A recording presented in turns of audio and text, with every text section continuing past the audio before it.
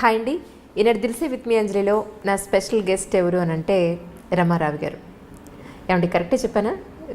రమారావి అంటున్నారు. రమారావి ఎవరు ఏంటి అనేది నేను పెద్దగా పరిచయం చేయక్కర్లేదని అనుకుంటున్నాను. ఎందుకు అనంటే ఆవిడ చెప్పే కథలు చిన్నపిల్లల నుంచి ఆల్మోస్ట్ పెద్దవాళ్ళ వరకు కూడా మనం చిన్నప్పుడు చందమామ పుస్తకాలు లేకపోతే ఇంకే కథల పుస్తకాలు చదువుకుని రిలాక్స్ అయ్యి ఏదో ఒక నీతి కథలో తెలుసుకునేవాళ్ళం. ఈరోజు మన కళ్ళకు పని చెప్పాల్సిన అవసరం లేదు. రమగారి కథలు అలా ప్లే చేసి మా ఇంట్లోనే ఎస్పెషల్ నేను పిల్లలు ప్రతిరోజు రాత్రి ఆవిడ మీ కథలు అలా ప్లే చేసి అలా నిద్రపోతామండి. విని అమ్మాయి అయిపోయిందా రైట్ నిద్రపోతాం అలాగే. సో మిమ్మల్ని ఇలా చూడడం నిజంగా చాలా సంతోషంగా ఉందండి. Welcome to my show Dil Se with me Anjali. Ramarao గారు థ్యాంక్ యూ. నేను ఇది ఎక్స్పెక్ట్ చేయలేదు. నిజంగా చాలా సంతోషంగా ఉంది మిమ్మల్ని ఈరోజు ఇలా కలవడం. ఎందుకు అనిపించింది అసలు మీకు ఈ కథలు ఇలా చెప్పాలి అని థాట్ ఎందుకు వచ్చింది మీకు? యాక్చువల్గా ఇది నా థాట్ కాదు. అవునా? నిజం చెప్పాలంటే నేను మామూలుగా కథలు ఎప్పుడూ చెప్తూనే ఉంటాను. ఏదో ఒక సందర్భంలో మామూలు జనరల్ టాక్లో కూడా మామూలుగా మాట్లాడేటప్పుడు కూడా కథలు చెప్పే అలవాటు ఉంది నాకు. ఓకే. ఒక స్కూల్లో కథలు చెప్తుండేదాన్ని.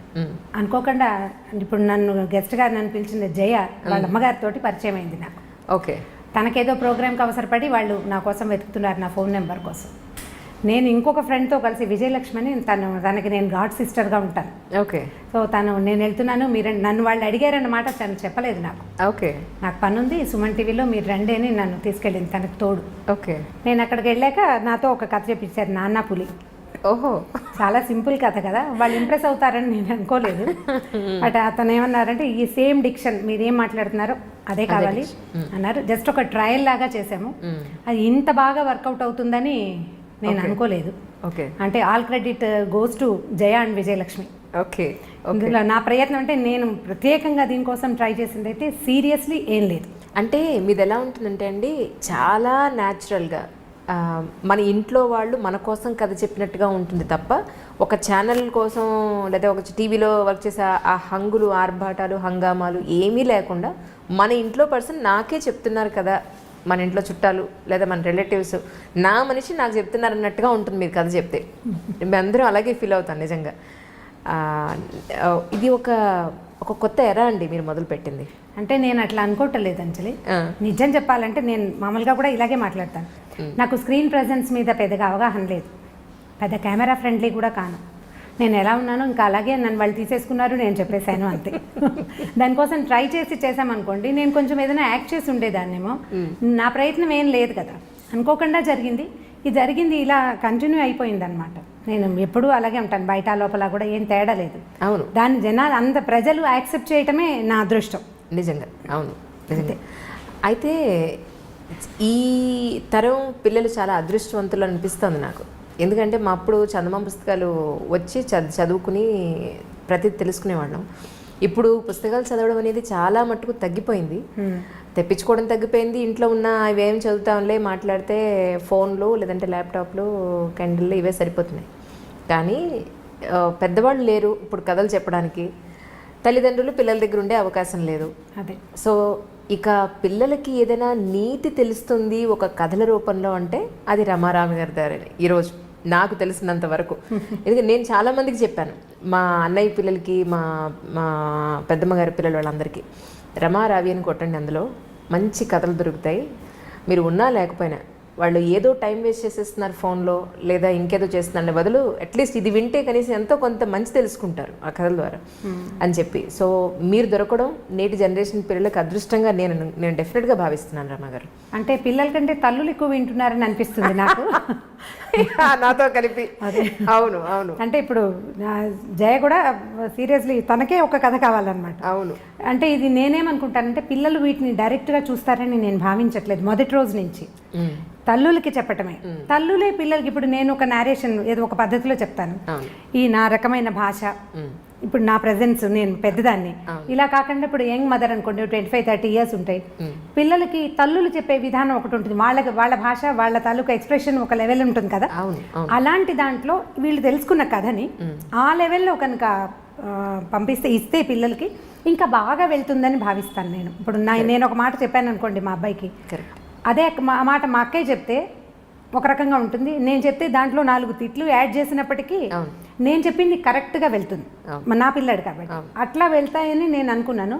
ఇప్పుడు బాగా తెలుస్తుంది ఏంటంటే పిల్లలు కూడా చూస్తున్నారు అని ఇప్పుడు ఈ మధ్య తెలుస్తుంది అనమాట. అవునండి, కొంతమంది పిల్లలు కూడా ఫోన్లు చేస్తుంటారు. ఓకే, ఆ నెంబర్ దొరికేసరికల్లా మాట్లాడుతూ ఉంటారు. సో కొంతమంది పిల్లలు చూస్తున్నారు. అంటే కథ డైరెక్ట్గా కాకుండా కొంత డిస్కషన్ చేస్తున్నాం కదా, ముందు వెనక ఏదో మాట్లాడుతున్నాం.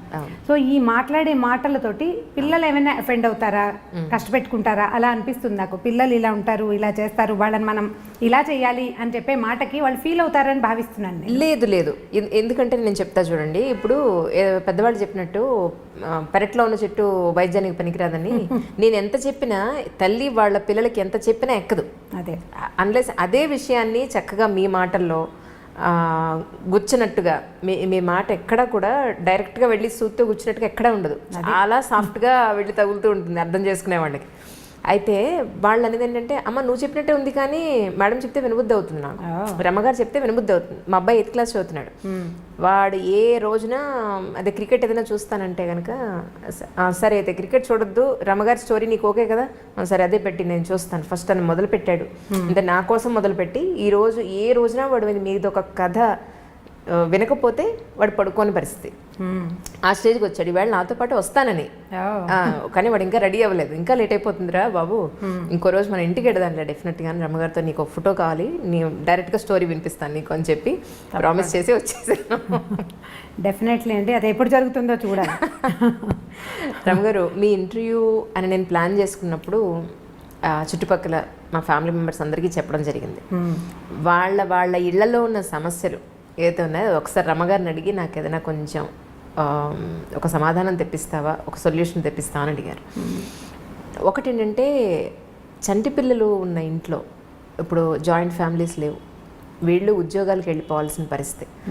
ఎందుకంటే భగవంతుడు ఒక నేచర్ ఇచ్చేశాడు, ఒక ఆడవాళ్ళకి లక్షణాలు, మగవాళ్ళకి లక్షణాలు అనేవి శారీరకంగా మానసికంగా కూడా కొన్ని ప్రత్యేకమైన లక్షణాలు ఇచ్చేశాడు. వీటికి విరుద్ధంగా ఇప్పుడు విమెన్ కూడా ఉద్యోగం చేయాల్సి వస్తుంది. అలా అని పోనీ ఇంట్లో బాధ్యతలు జెంట్స్ ఎవరైనా తండ్రులు కానీ హస్బెండ్స్ కానీ ఎవరైనా షేర్ చేసుకుంటున్నారా అని అంటే అదొక పెద్ద క్వశ్చన్ మార్కే. ఎంతమంది చేసుకుంటున్నారు 100 మందిలో అని అంటే ఒక లేడీని కదిలిస్తే ఎవరి బాధలు వాళ్ళు చెప్పుకుంటారు.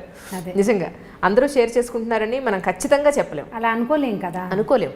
సో అలాని ఇటు ఇంటి పని, అటు పిల్లల పని బాధ్యతలు, అలాగే ఉద్యోగ బాధ్యతలు ఎక్కువైపోయి మానసికంగా శారీరకంగా ఎంతో స్ట్రగుల్ అయిపోతున్నారు విమెన్.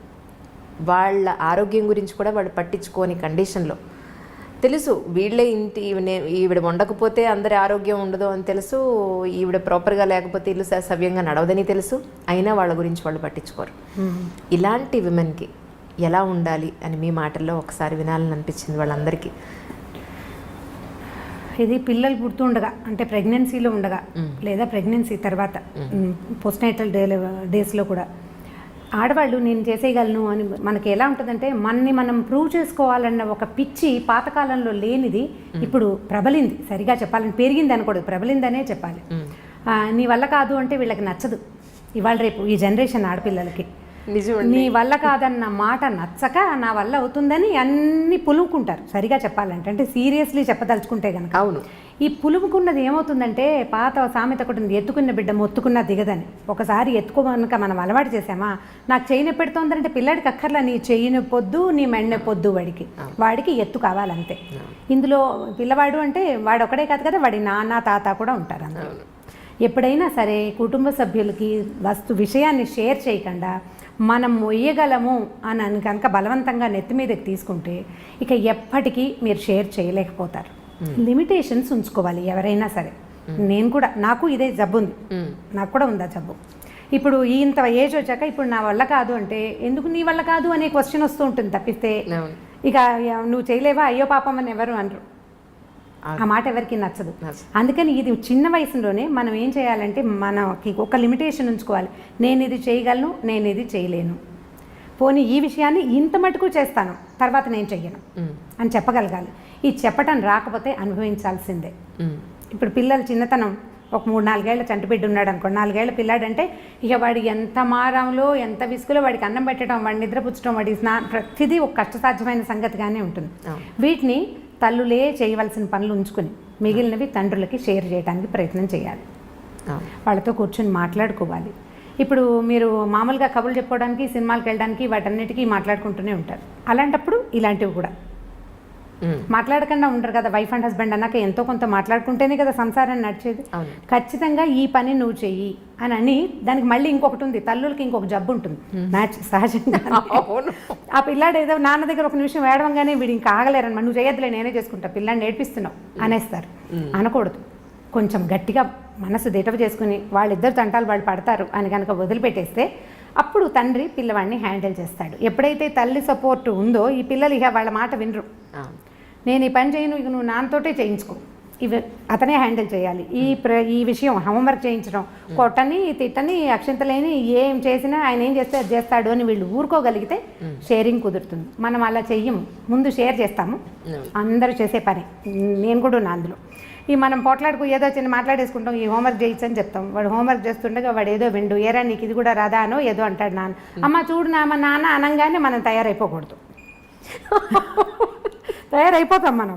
ఆ తయారవ్వకుండా ఉండడం, మధ్యలో దూరకుండా ఉండటం, ఇది అలవాటు చేసుకోవాలి. మన ఇంట్లో కనుక ఇన్లాస్ ఉన్నారనుకోండి, వాళ్ళకి కూడా పిల్లల తాలూకు కొన్ని వ్యవహారాలని అప్పచెప్పటం తెలుసుకోవాలి. సాయంత్రం 7 నుంచి 9 దాకా తాతగారి దగ్గర కూర్చొని హోంవర్క్ చేసుకోవాలంటే తాత సరిగా చెప్పని సరిగా చెప్పకపోని మాట్లాడకూడదు. ఇప్పుడు బ్యారికేడ్స్ ఎవరికి కావాలి? మా ఆడవాళ్ళకే కావాలి. మనమే హద్దుల్లో ఉండాలి. ఈ హద్దు కనుక తెలుసుకుని ఉంటే అప్పుడు కుదురుతుంది. నాకు అన్నీ వచ్చు, నేను అన్నీ చేయగలను, ఈ పని ఆ పని సమస్తమైన పనులు నేనే చేసేయగలను అని ప్రూవ్ చేసుకోవడానికి ట్రై చేస్తే ప్రతిసారి మన శరీరం సహకరించదు. నిజమండి. కొన్నాళ్ళు అయ్యేసరికల్లా ఏమవుతుందంటే మానసికంగా వీక్ అయిపోతాం, సెల్ఫ్ పీటీ వచ్చేస్తుంది. నేను ఎంత కష్టపడుతున్నానో అనిపిస్తుంది. మీరు ఈ ఉద్యోగస్తుల్ని ఎవరిని కదపండి. మొన్న ఏదో ఆఫీస్కి వెళ్ళాం, పోస్టల్ డిపార్ట్మెంట్లో మా ఫ్రెండ్కి ఏదో పని, నేను ఎంత కష్టపడుతున్నాను అంటారు. ఎవరికోసం కష్టపడుతున్నావు? నీ గుర్రాన్ని కూర్చుతోకుంటే అది ఊపుకొని దాని మీద ఉన్న ఈగలు తోలుకుంటుంది. నువ్వు కష్టపడేది నీ కోసమే కానీ దేశం కోసం కాదు. నువ్వు, నీ ఇల్లు, నీ పిల్లలు, మహా అయితే నీ కజిన్స్, నువ్వు ఎవరికైనా హెల్ప్ చేస్తుంటే అంతేనా? దేశానికి ఏమైనా ఉపయోగమా? ఏం లేదు కదా. నేను చాలా కష్టపడుతున్నాను అనే సెంటెన్స్ని మర్చిపోవాలి. నేను నా కోసమే పనిచేస్తున్నాను, ఇది పెద్ద కష్టం కాదు. ఒకవేళ ఇది కష్టమా, దీన్ని నేను షేర్ చేస్తాను, చేయాల్సిందే. మా పిల్లలు నా మాట వినకపోతే నేను మా అక్కయ్యలకు అప్పచెప్పేస్తాను. ఇవి పలానా విషయంలో వాడు వెండు, మా అక్కయ్య పిల్లలకి అప్పచెప్పేస్తాను. ఎవరు వీడిని కొంచెం కనుక్కుంటారా, నాకు తెలియట్లేదు. నేను అసలు అడగను ఆ విషయం. వాళ్ళే మాట్లాడుకుని ఓకే పిన్ని ఏం పర్వాలేదని చెప్తారు. ఇలాంటి డిపెండెన్సీని తీసుకోవాలి. ఓకే, ఇది ప్రాక్టీస్ చేయాల్సిందే. మనకి మొదటి రోజున కుదరదు. దీనికోసం మనం మన చుట్టుపక్కల వాళ్ళతోటి మంచి సంబంధ బాంధవ్యాలు నేర్చుకోవాలి. మనం తగ్గాలి. అప్పుడు అవును, మనం తగ్గితేనే కదా సంబంధ బాంధవ్యాలు ఎలా పెరుగుతాయి మనకి. అవునండి. ఎవరితోటైనా మంచి రేపు రావాలంటే వాళ్ళకి అవసరమైనప్పుడు మనం ఉపయోగపడాలి, వాళ్ళు పెరిగినప్పుడు మనం తగ్గాలి. అలాంటప్పుడు వాళ్ళకి మనకి మంచి రేపో ఉంటుంది, మంచి స్నేహ సంబంధాలు ఉంటాయి. అప్పుడు వాళ్ళ సహాయం మనం తీసుకోగలుగుతాం. దీన్ని చిన్నతనంగా భావించకూడదు. అప్పుడు మీరు రిలాక్స్ అవ్వగలుగుతారు. నాకేం ఆరోగ్యం ఏం లేదు, నేను అంత హెల్దీ పర్సన్ని కాను, ఏవో రకరకాల ఆరోగ్య సమస్యలు ఉంటూనే ఉంటాయి ఎప్పుడు. అవునండి, నెల పొడుగునా ఏదో ఒక ప్రాబ్లం ఉంటుంది. నాకు జనం ఉన్నారు, నేను వాళ్ళందరితోటి మెయింటైన్ చేయగలుగుతాను. అందుకని నేను ఈజీగా కథ నవ్వుతూ చెప్పేయగలుగుతున్నాను. నేను చెప్పాలంటే నాకు లోపల ఒక బ్లెస్ ఉండాలి, సంతోషం ఉండాలి కదా. ఈ సంతోషం ఎక్కడి నుంచి వస్తుంది? ఇండిపెండెంట్గా ఉండటం వల్ల ఎంత సంతోషం వస్తుందో డిపెండెంట్గా ఉండటం వల్ల కూడా అదే సంతోషం వస్తుంది. మీరు అది తెలుసుకోవాలి. అంతే, దాంతో మీరు హాయిగా ఉండగలుగుతారు. అది ఎక్కడ ఎవరితోటి అనేది ఎవరి జీవితాన్ని బట్టి వాళ్ళు డిసైడ్ చేసుకోవాల్సిందే. అంతే. ఇంకోటండి రమ్మగారు, ఇప్పుడు హైదరాబాద్లో మనకు ఒక లైఫ్ స్టైల్ ఉంటుంది, ఇదే కొంచెం విలేజెస్కి వెళ్తే అక్కడ ఒక లైఫ్ స్టైల్ ఉంటుంది. మనకి ఇక్కడ దొరికే మెటీరియల్ కానీ మన అన్ని రకాలుగా, అది ఫుడ్ అయినా డ్రెస్ అయినా మన లైఫ్ విధానం అయినా ఇక్కడ ఒక రకం ఉంటుంది. ముంబైలో ఒకటి ఉంటుంది, ఢిల్లీలో ఒకటి ఉంటుంది, ఇంకో విలేజెస్లో ఒకలా ఉంటుంది. మన ఈ మధ్య మా ఇంట్లో జరిగిందే చెప్తున్నా. అందుకే మా కజిన్స్ వాళ్ళ పిల్లలందరూ వచ్చారు. వస్తే విలేజెస్ నుంచి వచ్చిన పిల్లలతోటి వీడు మాట్లాడట్లేదు. ఇక్కడ సిటీలో ఉన్న పిల్లలు, బెంగళూరు, ఢిల్లీలో, హైదరాబాద్లో ఉన్న పిల్లలు, మా కజిన్స్ ఊరి నుంచి వచ్చిన వాళ్ళతో మాట్లాడట్లేదు. ఏంటి ఎందుకు మాట్లాడట్లేదు? వాళ్ళని వెళ్ళండి మాట్లాడండి వాళ్ళతోటి అని అంటే, వాళ్ళ డ్రెస్ చూసావా, వాళ్ళ భాష చూసావా, ఇంగ్లీష్ రాదు వాళ్ళకి, మేము అలా కలుస్తాం వాళ్ళతోటి. నోరు తెరిస్తే ఏమిటే అలా ఉన్నారే అని అంటే మేము వాళ్ళతో ఎలా మాట్లాడతాం? మాకు ఇష్టం లేదు మాట్లాడడం అన్నారు. నేను చెప్పగలిగినంత డ్రెస్ చూసో ఇప్పుడు మీరు ఇంగ్లీష్ స్కూల్లో మిమ్మల్ని వేసాం కాబట్టి మీకు ఇంగ్లీష్ వచ్చింది, లేకపోతే మేము కూడా ఊళ్ళోనే ఉంటే మీరు కూడా అలాగే ఉండేవాళ్ళు. అంతే కదా. మనుషులు కలుపుకోవాలి. ఫ్రెండ్స్ అని నువ్వు అనుకునే ఫ్రెండ్స్ నీ జీవితాంతం ఉంటారా? రక్త సంబంధికులే ఉంటారని చెప్పినా కూడా వాళ్ళు ఉన్న ఆ 2 రోజులు కూడా వీళ్ళు వెళ్ళి వాళ్ళతో కలవలేదు. సో ఇలాంటి పిల్లలకి తల్లిదండ్రులు చెప్తున్నారు, చెప్పినా వినని పిల్లలు కూడా ఉన్నారు, చెప్పని వాళ్ళు కూడా ఉన్నారు. ఇలాంటి పిల్లలకి మీ మాటలో ఒకసారి అని చెప్తారేమో అని. ముందు మనం పిల్లల్ని వాళ్ళతోటి కలపడానికి ప్రయత్నం చేయాలి. ఇలా సంవత్సరానికో 3 ఏళ్ళకో ఓసారి కాకుండా మనం కూడా ఊరు వెళ్తున్నాం అనుకోండి. ఇప్పుడు మనం ఊరు వెళ్తాం, మనతో పాటు మన 2 పిల్లలు వస్తారు. మిగిలిన ప్రపంచం అంతా పల్లెటూరు ప్రపంచమే ఉంటుంది కదా. వీళ్ళు అక్కడ అడ్జస్ట్ అవ్వడానికి 2 రోజులు పడుతుంది, తర్వాత అలవాటు పడతారు. అలా కాకుండా ఊరు నుంచి వచ్చిన ఒక మనిషి ఈ గుంపులో చిలకల గుంపు కాకుల గుంపు లాగా ఎవరు చిలక ఎవరు కాకి చెప్పలేము, కానీ వీళ్ళు అడ్జస్ట్ అవడం కష్టం. మనం అప్పుడప్పుడు కనుక తీసుకెళ్తే, అందుకని మేము ఫ్రీక్వెంట్ డిస్కషన్స్లో నేను చెప్తున్న మాట ఇదేనమాట. ఫంక్షన్లకి, పార్టీలకి, అన్ని చోట్లకి మనం ఏదో ఊరు వెళ్తాం, అక్కడికి పిల్లల్ని ఎందుకు అని అనుకోకుండా సాధ్యమైనది అంటే హాలిడేస్ ఉండాలనుకోండి, సెలవులు కుదిరినప్పుడు పిల్లల్ని కనుక తీసుకెళ్తుంటే ఈ కొత్త ఎన్వైర్న్మెంట్ కూడా వాళ్ళు అలవాటు పడే అవకాశం ఉంది. అదేం విపరీతం కాదని, మన కజిన్స్ ఇద్దరే ఇలాగ అతి భాషలో లేరు, అక్కడ ఉన్నదంతా అతి భాషేననే సంగతి వీళ్ళకి అర్థం కావాలి కదా. తర్వాత రెండోది, నేను అనుకుంటాను ఇళ్లలో ఇంగ్లీష్ మాట్లాడకూడదండి. చాలా మంది ఇంట్లో ఏమిటో ఒక 4-5 ఏళ్ల పిల్లాడితోటి మన ఎదురుకుండా వాళ్ళు ఇంగ్లీష్లోనే మాట్లాడతారు. వాడికి తెలుగు ఎప్పుడు వస్తుంది? ఇంకా ఎప్పుడు తెలుగు నేర్చుకుంటారు? ఇంగ్లీష్ మాట్లాడకూడదని అనిపిస్తుంది. స్కూల్లో ఎలా ఉన్నా సరే మనం ఇంట్లో పెద్దవాళ్ళు వాడిని ఇంగ్లీష్లో క్వశ్చన్ చేయటం. కొన్ని స్కూళ్ళల్లో ఏమిటో మీరు ఇంట్లో ఇంగ్లీష్లో మాట్లాడండి అని చెప్తుంటారు. మా వాడి స్కూల్లో చెప్పాను నేను, అలా అయితే కనుక నేను స్కూలే మానిపించేస్తాను. నాకు ఇంగ్లీష్ రాదు, ఏదో 2 ముక్కలు తెలుసు అంతే, నాకేం రాదు. ఒకవేళ వచ్చినా నేను మాట్లాడను.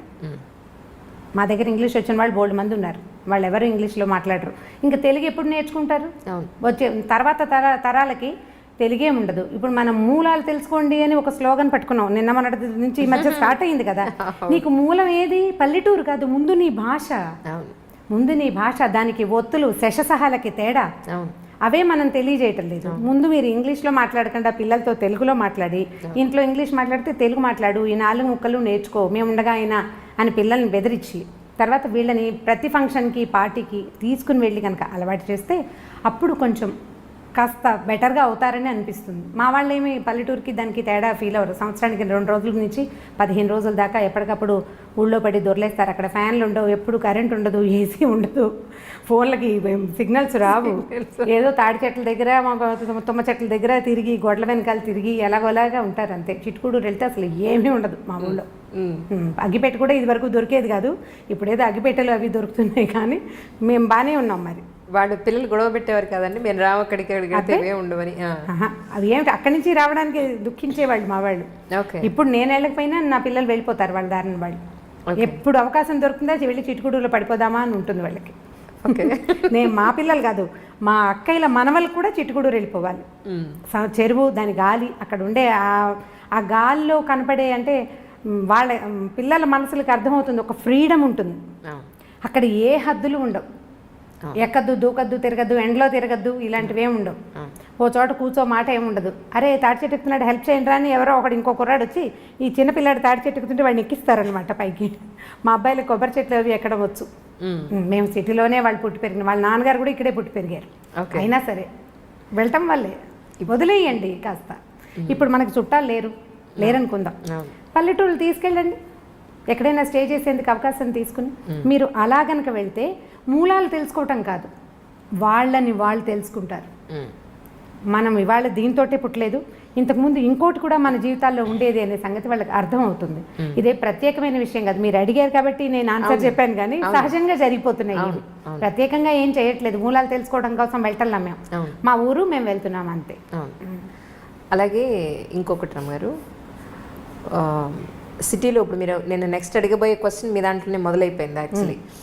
ఫ్రీడమ్ అనేది టీనేజ్ పిల్లలకి, అమ్మాయి అయినా అబ్బాయి అయినా సరే, అదొక పెద్ద టీనేజ్ పిల్లల్ని మేనేజ్ చేయడం, పెంచడం అనేది తల్లిదండ్రులకి వసిధారవ్రతంలాగా ఉంది. అసలు తలకు మించిన భారం అయిపోయింది ఈరోజు, ఎస్పెషల్లీ సిటీస్లో.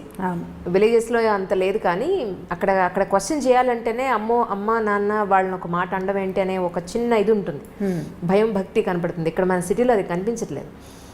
వాళ్ళది ఏంటంటే ఫ్రీడమ్ అనే దానికి విచ్చలవిడితనానికి డిఫరెన్స్ తెలియట్లేదండి.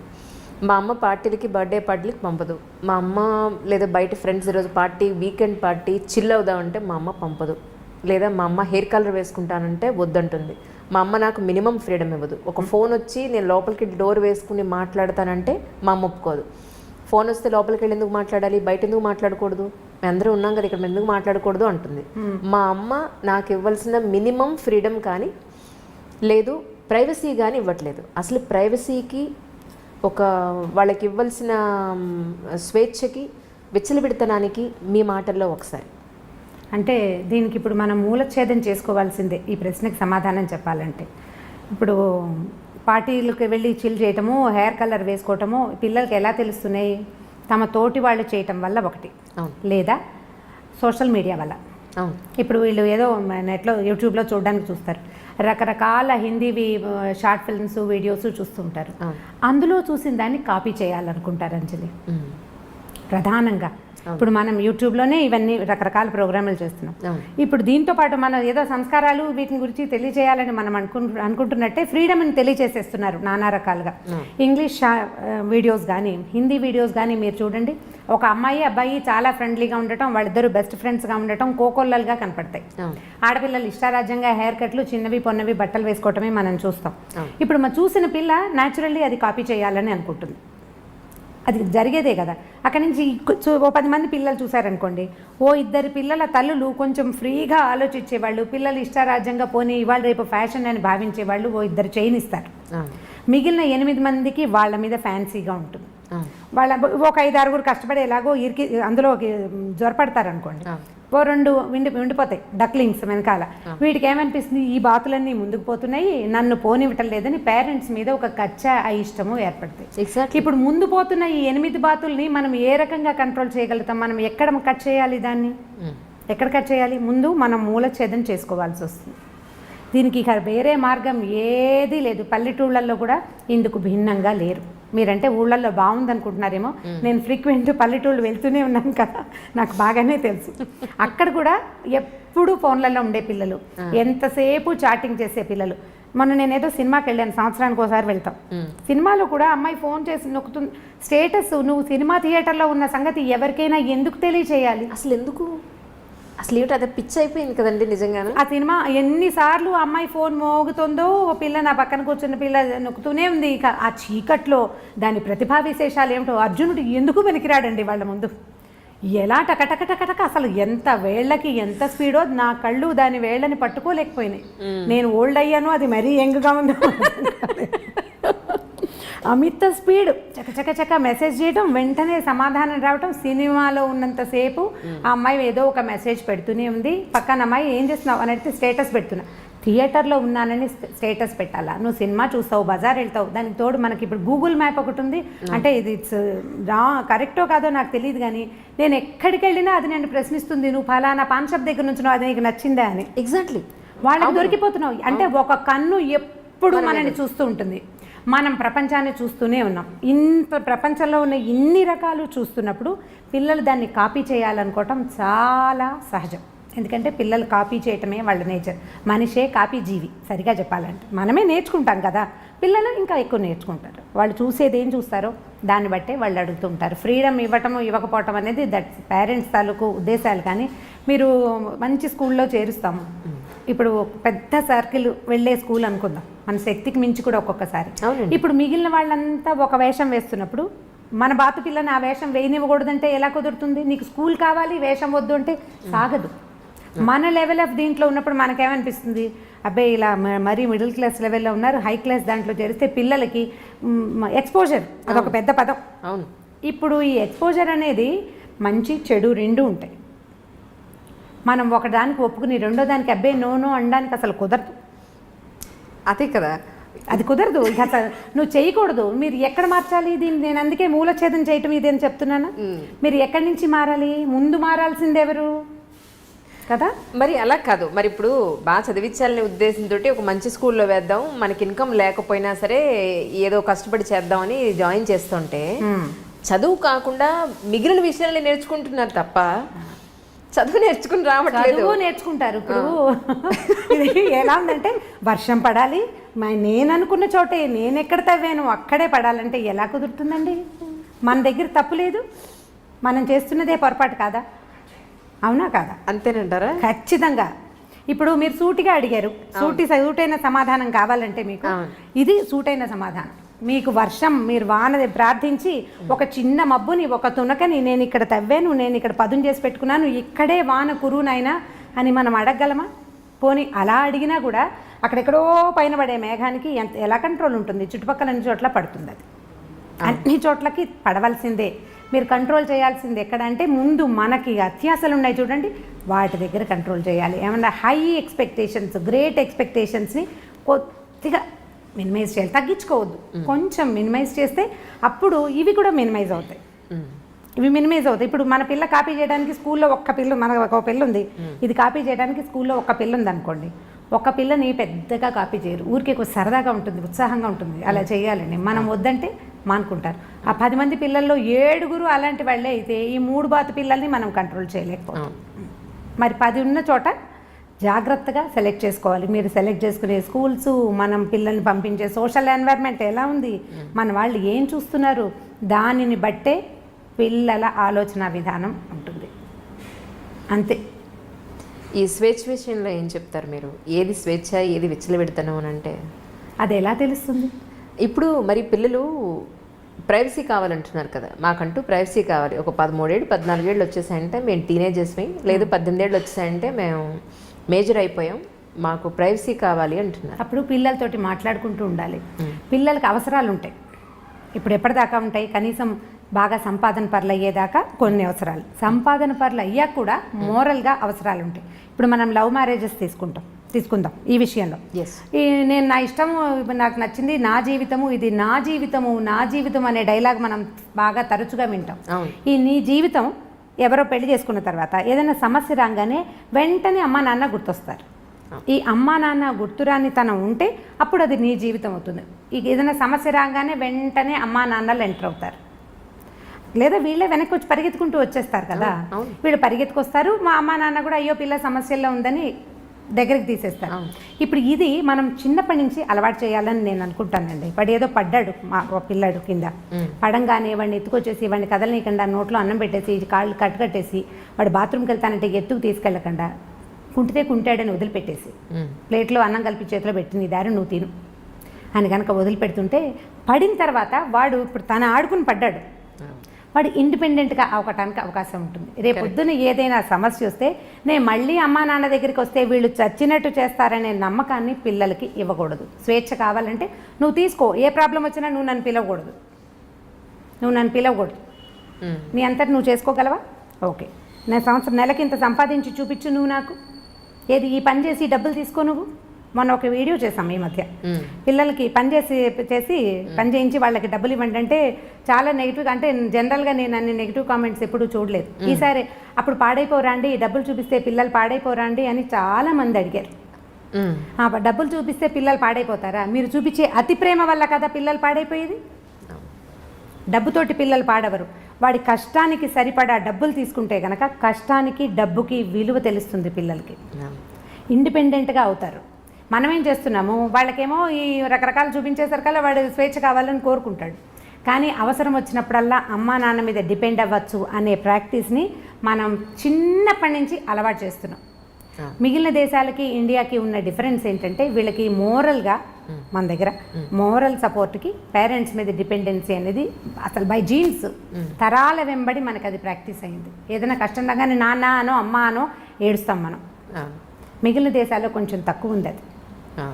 వాళ్ళు ఫ్రెండ్స్ మీదో లేకపోతే వాళ్ళ మీద వాళ్ళేనో డిపెండ్ అవుతారు. గివ్ మీ సమ్ రూమ్ అంటుంటారు, చాలా సినిమాల్లో కనపడుతుంది. వాడికి స్పేస్ కావాలన్నమాట, వాడిని వదిలిపెట్టేయాలి వాడి కష్టానికి. మన దగ్గర కష్టానికి ఏముండదు, ఏదైనా కష్టం రాగానే వీళ్ళకి మనుషులే కావాల్సి వస్తారు. మనం ఆ ప్రాక్టీస్ ఇస్తున్నాం. ఈ ప్రాక్టీస్ ఇవ్వకుండా ఉండాలని నేను భావిస్తానండి. చాలా చిన్నప్పటి నుంచే 7-8 ఏళ్ల పిల్లాడు, వాడి వాళ్ళ హోంవర్క్ రాయలేదు, మాట వినలేదు, టీచర్కి ఎక్స్ప్లెనేషన్ ఉత్తరం రాయమంటే నేను రాయను, నువ్వు రాసుకో లేదా నువ్వు చెప్పుకో. పిల్లాడిని టీచర్ కొడుతుంది, ఓర్చుకోండి. వాడు రెండోసారి అది చెయ్యడు. మనం ఓర్చుకోవటం ప్రాక్టీస్ చేయాలి, అప్పుడే మన పిల్లలు ఇండిపెండెంట్గా ఉంటారు. ఆటే స్వేచ్ఛ కోరుకోరు. ఏదైనా సమస్య వస్తే వాడే హ్యాండిల్ చేయాల్సి వస్తే అప్పుడు సమస్యలు రానివ్వని పందాలోకి వెళ్ళడానికి చూస్తాడు. ఇప్పుడు మనం మామూలుగా కొంచెం పెద్ద అయ్యాక తీసుకుందాం, టీనేజర్స్గా మనం కూడా ఉన్నాం కదా. అప్పుడు మనకేం ఒళ్ళు తెలియలేదు ఎవరైనానో, అంటే ఇప్పుడు ఉన్నంత స్వేచ్ఛ ఇది వరకు లేదనుకోండి. ఇప్పుడు తెలుస్తుంది. ఇప్పుడు మన పిల్లలు వచ్చాక మనం కూడా ఇలాగే చేసాము అని జ్ఞాపకం వస్తుంటుంది. మన అమ్మలు ఒకరు సపోర్ట్ చేస్తుంటారు, మా పిల్లలు ఇలా చేయలేదమ్మా అంటుంటారు. ఏ కాలానికి ఆ కాలమే, ఎప్పటిదప్పుడే. ఆ రోజుల్లో అదే ఎక్కువ. ఇప్పుడు ఈ టీనేజ్లో ఓవర్ యాక్షన్ చేసే పిల్లల్ని 1-2 రోజులు వాడికి కావాల్సిన రెగ్యులర్గా మనం అందించే విషయాలు కొన్ని ఉంటాయి కదా, అవి అందించకుండా వదిలిపెట్టేయండి. ఓకే, ఇది ఒక సొల్యూషన్ కింద వాడుకోండి. అయితే పిడికి బియ్యానికి ఒకే మంత్రంలాగా అన్నిటికీ ఇదే చేయకూడదు. ఓకే, అన్నిటికీ కాదు. టీనేజ్ పిల్లాడంటే 16 ఏళ్ళు 18 ఏళ్ళు అనుకోండి, వాడికి మార్నింగ్ ఎవరో ఒకళ్ళు నిద్ర లేపాలి, కాఫీయో టీయో పాలో ఎవరో ఒకళ్ళు ఇవ్వాలి. వాడంతటి వాడు ఏం చెయ్యడు. వాడి బట్టలు ఇస్త్రీలో ఉండాలి, లేకపోతే వాడి షూస్కి సాక్స్కి అంటే లంగర్ అంతది కదా, అవి ఎక్కడో ఇవి ఎక్కడో ఉంటాయి. ఆ రెండింటిని సింక్రనైజ్డ్గా తల్లులు పెడుతుంటారు సాధారణంగా. ఈ సింక్రనైజేషన్లో అవి చెయ్యొద్దు. చేయకుండా వాడే వెతుక్కుని, వాడే తీసుకుని, వాడే టవల్ ఆరేసుకుని, వాడే టవల్ తీసుకుని ఇలాంటి పనులు కొద్ది రోజులు కనుక చేయనిస్తే కొంత బుద్ధి వస్తుంది. ఇది నాకు ప్రాక్టికల్గా తెలుసు. యూనివర్సిటీకి వెళ్ళకముందు, ఖరగ్పూర్ వెళ్ళకముందు మా అబ్బాయికి వెళ్ళి 2 ఏళ్ళ తర్వాత మా అబ్బాయికి చాలా డిఫరెన్స్ ఉంది. ఎంత డిఫరెన్స్ అంటే హస్తిమశకాంతరాన్ని నేను గమనించాను. నేను ఎక్కడైనా కూర్చుంటే మంచినీళ్ళమ్మ నువ్వు లేవకు నేనే తీసుకుంటాను. అంతకుముందు అమ్మ మంచినీళ్ళు, అమ్మ అమ్మ అమ్మ అమ్మ ఇక అమ్మ పాటకి అంతులేని పాటగా ఉండేది. దానికి అంత వచ్చింది. నువ్వు లేవకలేదు, తలుపు కొట్టినా వాడు అన్నం తింటూ లేచి తలుపు తీయటానికి రెడీ అయిపోతున్నాడు. సో డిఫరెన్స్ ఖచ్చితంగా వస్తుంది. వాడే చేసుకోవాల్సి వస్తే వాళ్ళకి కొంత జ్ఞానం వస్తుందండి. మన దగ్గర ఉన్న పిల్లల్ని మీరు ఇలా చేసి చూడండి. ఈ పని మనం 9 ఏళ్ల పిల్లలకి దగ్గర నుంచి స్టార్ట్ చేయొచ్చు. 9 లోపల డిపెండెన్సీ ఉంటుంది. చిన్న పిల్లలు 9 నుంచి వీళ్ళకి ప్రీ టీన్స్ మొదలైపోతాయి ఖచ్చితంగా. ఆడ మగ కూడా. ఆడపిల్లలు ఇంకా కొంచెం ముందే ఉన్నారు. ఇవాళ రేపు పాత రోజుల్లో 14 వస్తే కానీ ప్యూబర్టీ అంటే టీన్స్ ఎఫెక్ట్ తెలిసేది చాలా. ఇప్పుడు చాలా ఎఫెక్టివ్ చాలా ఎర్లీగా వస్తున్నాయి బికాజ్ ఆఫ్ సోషల్ మీడియా. ఖచ్చితంగా ఇప్పుడు మన పిల్లలు చూడరు.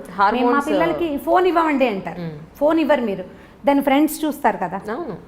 మాత్రం బయట దొరకదా ఏంటి? దొరుకుతుంది. రెండోది ఏంటంటే మన ఫుడ్ కూడా, ఆహారం వల్ల కూడా ఈ ప్రీటీన్స్ అవ్వడానికి ఖచ్చితంగా ఆహారం చాలా పెద్ద పాత్ర వహిస్తుంది. మనం రకరకాలు తింటున్నాం. ఇప్పుడు దేంట్లో నుంచి మనం బయటపడగలుగుతాము? ఇదేంటంటే మనం గొంగట్లో కూర్చొని పెరుగన్నం తింటున్నట్టే. గొంగట్లో కూర్చొని పెరుగు అన్నం తింటాం. వెంట్రుకలు వచ్చినాయి ఏరుకుంటే ఇట్లా ముద్దకి 100 వెంట్రుకలు వస్తాయి. గొంగలి చేయబడేదే వెంట్రుకలతోటి. ఇప్పుడు మన పరిస్థితి అదే. మన స్కూళ్ళు అంతే, మన కాలేజీలు అంతే, అసలు మన సొసైటీయే అలా ఉంది. దీంట్లో నుంచి బయటపడడం మన వల్ల కాదు. మనం ఏం చేయాలంటే చిన్న చిన్న మార్పులను సాధించడానికి ప్రయత్నం చేయాలి. దీన్ని పూర్తిగా మార్చే పాతకాలం మన పుట్టకల నాడు ఉన్నట్టుగా చేయాలని అనుకుంటే నిజంగా భ్రమ. అది చేయలేం మనం. ఎందుకంటే మనం 20లు 10ల నుంచి 2లు 3లలోకి వచ్చేసాం. 20లు 10లు లేవు. అవి ఎప్పుడో సంవత్సరానికి 1-2 సార్లే మనం కలుస్తున్నాం కదా.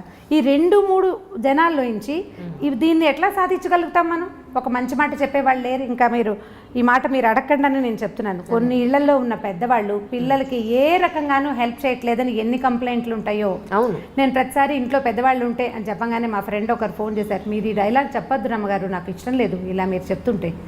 ఏంటంటే మా అత్తగారు ఉన్నారు, ఆవిడ ఏమీ చెయ్యరు. ఆవిడ ఏదో రామాయణం భారతం చదువుకుంటారట. ఆవిడ దారిని ఆవిడ చదువుకుంటారు. ఆవిడే చదువుకుంటారు కానీ ఒక్క మాట చెప్పరు. పిల్లలకు ఒక్క మంచి మాట చెప్పరు. ఆవిడ పుణ్యం పురుషార్థం అని డైలాగ్ ఒకటి ఉంటుంది. ఆవిడ పుణ్య పురుషార్థాలకే ట్రై చేస్తున్నారు కానీ పిల్లలకి ఏం చెప్పట్లేదు. ఆవిడ ఏవో వింటూ ఉంటారు. ఆవిడ వింటూ ఉండగా మనవడు ఆ చాగంటి వరదో ఎవరివో కొన్ని విన్నాడనమాట. అలా వాడికి తెలిసినాయి తప్ప వాళ్ళ నాయనమ్మ వాడికి ఏం చెప్పలేదు. పెద్దవాళ్ళు ఉండటం వల్ల పెద్ద ఉపయోగం లేదండి. మీ పెద్దవాళ్ళు అంటే మా పాతకాలం వాళ్ళు అనమాట. వాళ్ళ వల్ల ఉపయోగం ఉండేదేమో, ఇప్పుడు వీళ్ళ వల్ల ఉపయోగం లేదు. మీరు ఎప్పుడు అదే డైలాగ్ కొడతారు, అందరూ అలా ఉండరు అని కూడా యాడ్ చేయండి దానికి. నిజమే ఇది కూడా యాక్సెప్ట్ చేయాల్సిన విషయమే. అంటే ఇప్పుడు నేను మా ఇంట్లో మా పెద్దకాయలను చూస్తాను. మా పెద్దకాయలు అంటే నాకంటే మా పెద్దకాయ దాదాపుగా 25 ఏళ్ళు పెద్దది. తన పిల్లలు కూడా నాకంటే పెద్దవాళ్ళు. మా అక్కయ్య ఉంటే ఎంత హెల్ప్ఫుల్గా ఉంటుందో వాళ్ళ ఇంట్లో. చాలా మంచి మాటలు, ఏదైనా సరే నాయనమ్మ చెప్తుంది అనుకుంటారు. ఈవెన్ మా పిల్లలు కూడా పెద్దమ్మ మీద చాలా ఎమోషనల్గా డిపెండ్ అవుతారు. తను లేదు ఈ ఊళ్ళో లేదని ఎంత ఫీల్ అయిపోతారో, పెద్దమ్మ లేదు అని. ఇప్పుడు కొంతమంది వాళ్ళకు కుదురుతాయి అవి, కొంతమందికి సాధ్యపడకపోవచ్చు. కానీ పెద్దవాళ్ళు ఉంటే ఎంతో కొంత ఎన్వైర్న్మెంట్ బాగుంటుందని ఫీల్ అవుతాను, అంటే నా అనుభవం అది. అందుకని నేను పదే అదే చెప్తాను, దానివల్ల ఏ హెల్ప్ ఉండదు. పైగా పెద్దవాళ్ళు ఉండేసరికల్లా మా రోజుల్లో ఇలా లేదు అని చావగొట్టేస్తుంటారు. ఇంకొకళ్ళు చెప్పారు అసలు ఒక 20 సంఖ్యలో కనీసం ఇవి ఉన్నాయన్నమాట. పెద్దవాళ్ళ వల్ల ఉపయోగం లేదు, వాళ్ళు ఉండటం వల్ల ఇంకా ఎక్స్ట్రా బర్డెను, ఈ పిల్లలకి వాళ్ళకి లంగరందకి చచ్చిపోతున్నాము. అవి రెండూ వస్తాయి సమస్య. వాళ్ళు చెప్పే మాటలు, చెప్పే విధానం పిల్లలకి నచ్చదో పట్టాను. మన వాళ్ళ ప్లేస్లో ఉన్న వాళ్ళకి అమ్మమ్మ ఎప్పుడూ ఇంతే, లేదా మా అమ్మ ఎప్పుడూ ఇంతే. ఇప్పుడు అమ్మమ్మలు కూడా మారాలి, కొంచెం అప్ టు డేట్ అవ్వాలన్నమాట. వాళ్ళు కూడా అప్ టు డేట్గా ఏదో అంటే కొంచెం పెరగాలి వాళ్ళును. పాత పద్ధతుల నుంచి కొంచెం బయటకు వస్తే కొద్దిగా ఏదైనా కొంత పిల్లలతోటి సంబంధ బాంధవ్యాలు ఏర్పరచుకునేందుకు అవకాశం ఉంటుంది. నిజం నిజం. అలాగే ఏమంటే పొల్యూషన్, ఎక్కడ చూసినా పొల్యూషన్ పెరిగిపోయింది. మనం ఏది తాగే పాల దగ్గర నుంచి రాత్రి పడుకోబోయేంత వరకు కూడా అంతా కల్తీనే. పిల్లలు బయట చూస్తే మనం ఇచ్చే బాక్సులు వాళ్ళు తింటారన్న గ్యారంటీ లేదు.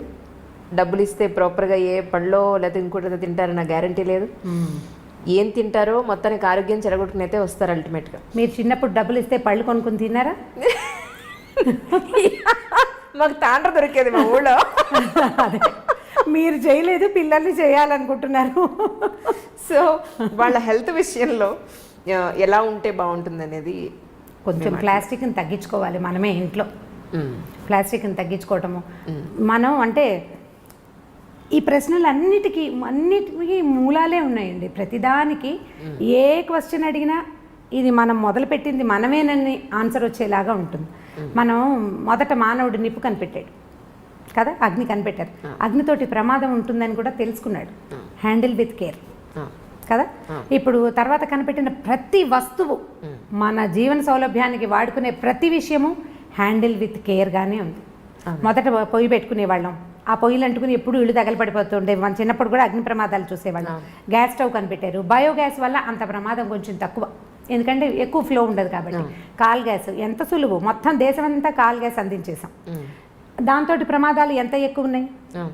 ఇప్పుడు కారు, బైక్, స్కూటరు, మీరు ఏది పట్టుకోండి అవన్నిటికీ మనకి జీవితం ఎంత సులువు అయిందో వాటితోటి అంత ప్రమాదభూయిష్టంగానే ఉంది.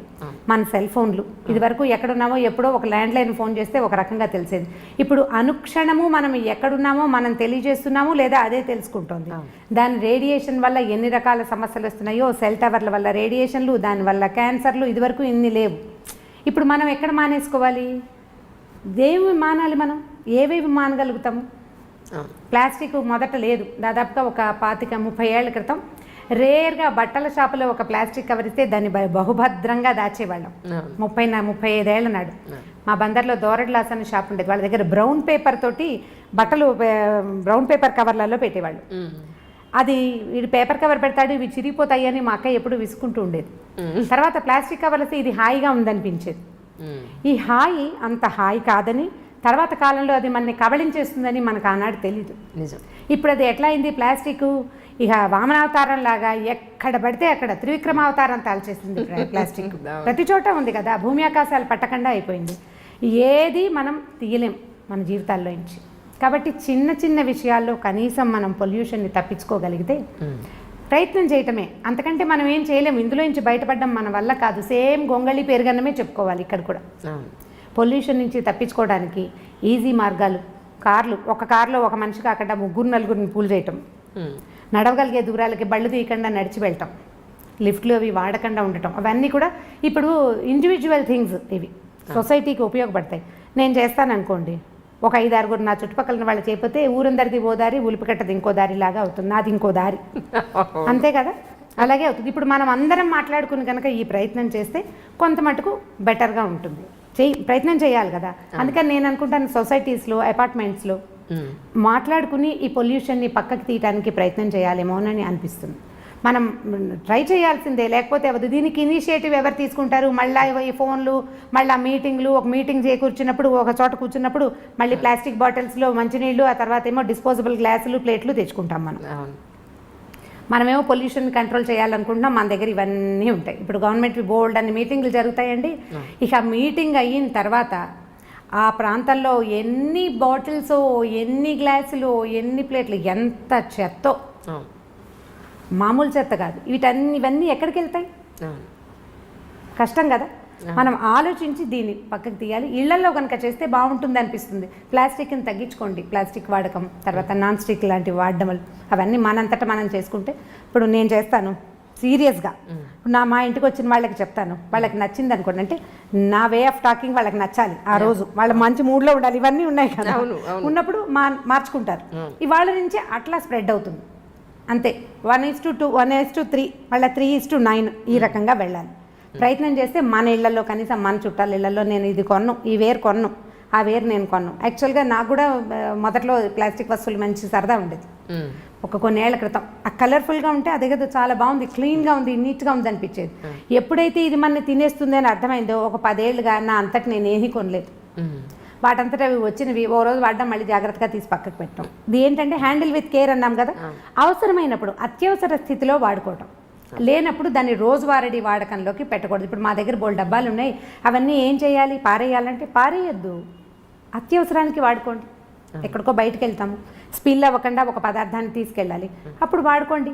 స్పిల్ ప్రూఫ్గా ఉండే డబ్బాల్ని ఆ ఒక్క రోజుకి, అప్పుడు బాగానే ఉంటుంది కదా. దానికోసం ట్రై చేస్తే మనమే. ఇప్పుడు దీని అన్నిటికీ ఆడవాళ్లే ట్రై చేయాలా అంటే, మనం ట్రై చేస్తుంటే మనతో పాటు ఉన్న వాళ్ళు చచ్చినట్టు ట్రై చేస్తారు. రెండో దారి లేదు, రెండో దారి లేదు కదా. మరి నేను ఇలాగే చేస్తానంటే రెండో వాళ్ళు ఏం చేస్తారండి? అవును, అనే చెయ్యను అంతే. దానికోసం పోట్లాడక్కర్లేదు, చేయనంటమే, వినిపించుకున్నట్టు ఉండిపోవటం, వినపడినట్టు ఊరుకోవటం, వాటిని ప్రాక్టీస్లో పెట్టాలి ఏ ఆడవాళ్ళైనా సరే. ఇప్పుడు మనకు నచ్చిన విషయం ఒకటి ఉంది, వాళ్ళకి నచ్చలేదు అవతల వాళ్ళకి, ఏం చేస్తాము? 2 రోజులు పోరాడతాం. పోరాడేది ఏమిటి? నిశ్శబ్దం, ఊరుకున్నంత ఉత్తమం లేదని చెప్తారు. ఊరుకోవాలి, వినిపించుకోకుండా మన దారిని మనం చేస్తుంటే కొన్నాళ్ళకి ఆటోమేటిక్గా అదే అలవాటు అయిపోతుంది అంతే. కానీ ఎంత కష్టం మాట్లాడకుండా, మన కోపం వచ్చినప్పుడు, మనకి యాంటీగా ఒక విషయం జరుగుతున్నప్పుడు, మనకు నచ్చంది జరిగినప్పుడు ఒక మాట అనకుండా కామ్గా ఉండాలంటే చాలా కష్టం కదండి. చాలా కష్టం. మీ వాళ్ళ అమ్మగారు ఏం చేసి ఉంటారో ఆలోచిస్తే ఈజీగా అనిపిస్తుంది. ఓకే, నిజంగా. ఎందుకంటే ఇప్పుడు మనకి లైఫ్ సులువైపోయింది కదా అంజలి. నిజంగా ఎంత ఈజీ అయింది. సింపుల్గా బళ్ళ మీద, కార్ల మీద వెళ్ళిపోతున్నాం. ఏదైనా పచ్చడి చేయాలంటే ఈజీగా చేసేస్తాం. ఇదివరకు ఆవకాయ అంటే 10 రోజుల పని, ఇప్పుడు ఏం లేదు. రైతు బజార్ వెళ్ళటం, 3-4 గంటలు ఆవకాయ ఫినిష్ చేసి డబ్బాకెత్తి పక్కన పడేస్తున్నాం. చాలా తొందరగా అయిపోతుంది. అన్ని పనులు ఈజీగా అవుతున్నాయి.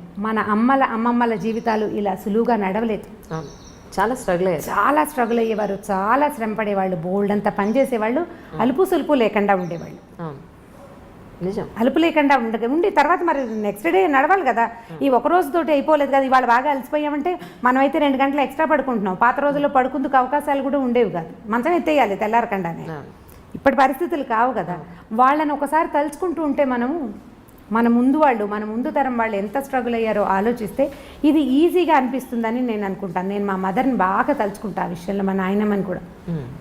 ఎలా వీళ్ళు సర్దుకున్నారు, ఎట్లా వీళ్ళు చేయగలిగారు. మా పెద్దక్కయ్యలు 3 కూడా ఎప్పుడూ నాకు ఫ్యాసినేషన్ వాళ్ళ మీదే ఉంటుంది. వీళ్ళు ఎలా చేశారు అని. పొయ్యి మీద వంట చేసుకోవటం, 20 మంది 15 మంది పిల్లలు, ఇంటి నిండా పిల్లలు, ఓ పిల్లకి జ్వరం, ఓ పిల్లకి తలనొప్పి, ఇంకో దానికి ఇంకోటి ఏమిటో, ఒకటి పడి కాలికి దెబ్బలు కొట్టుకుంటారు.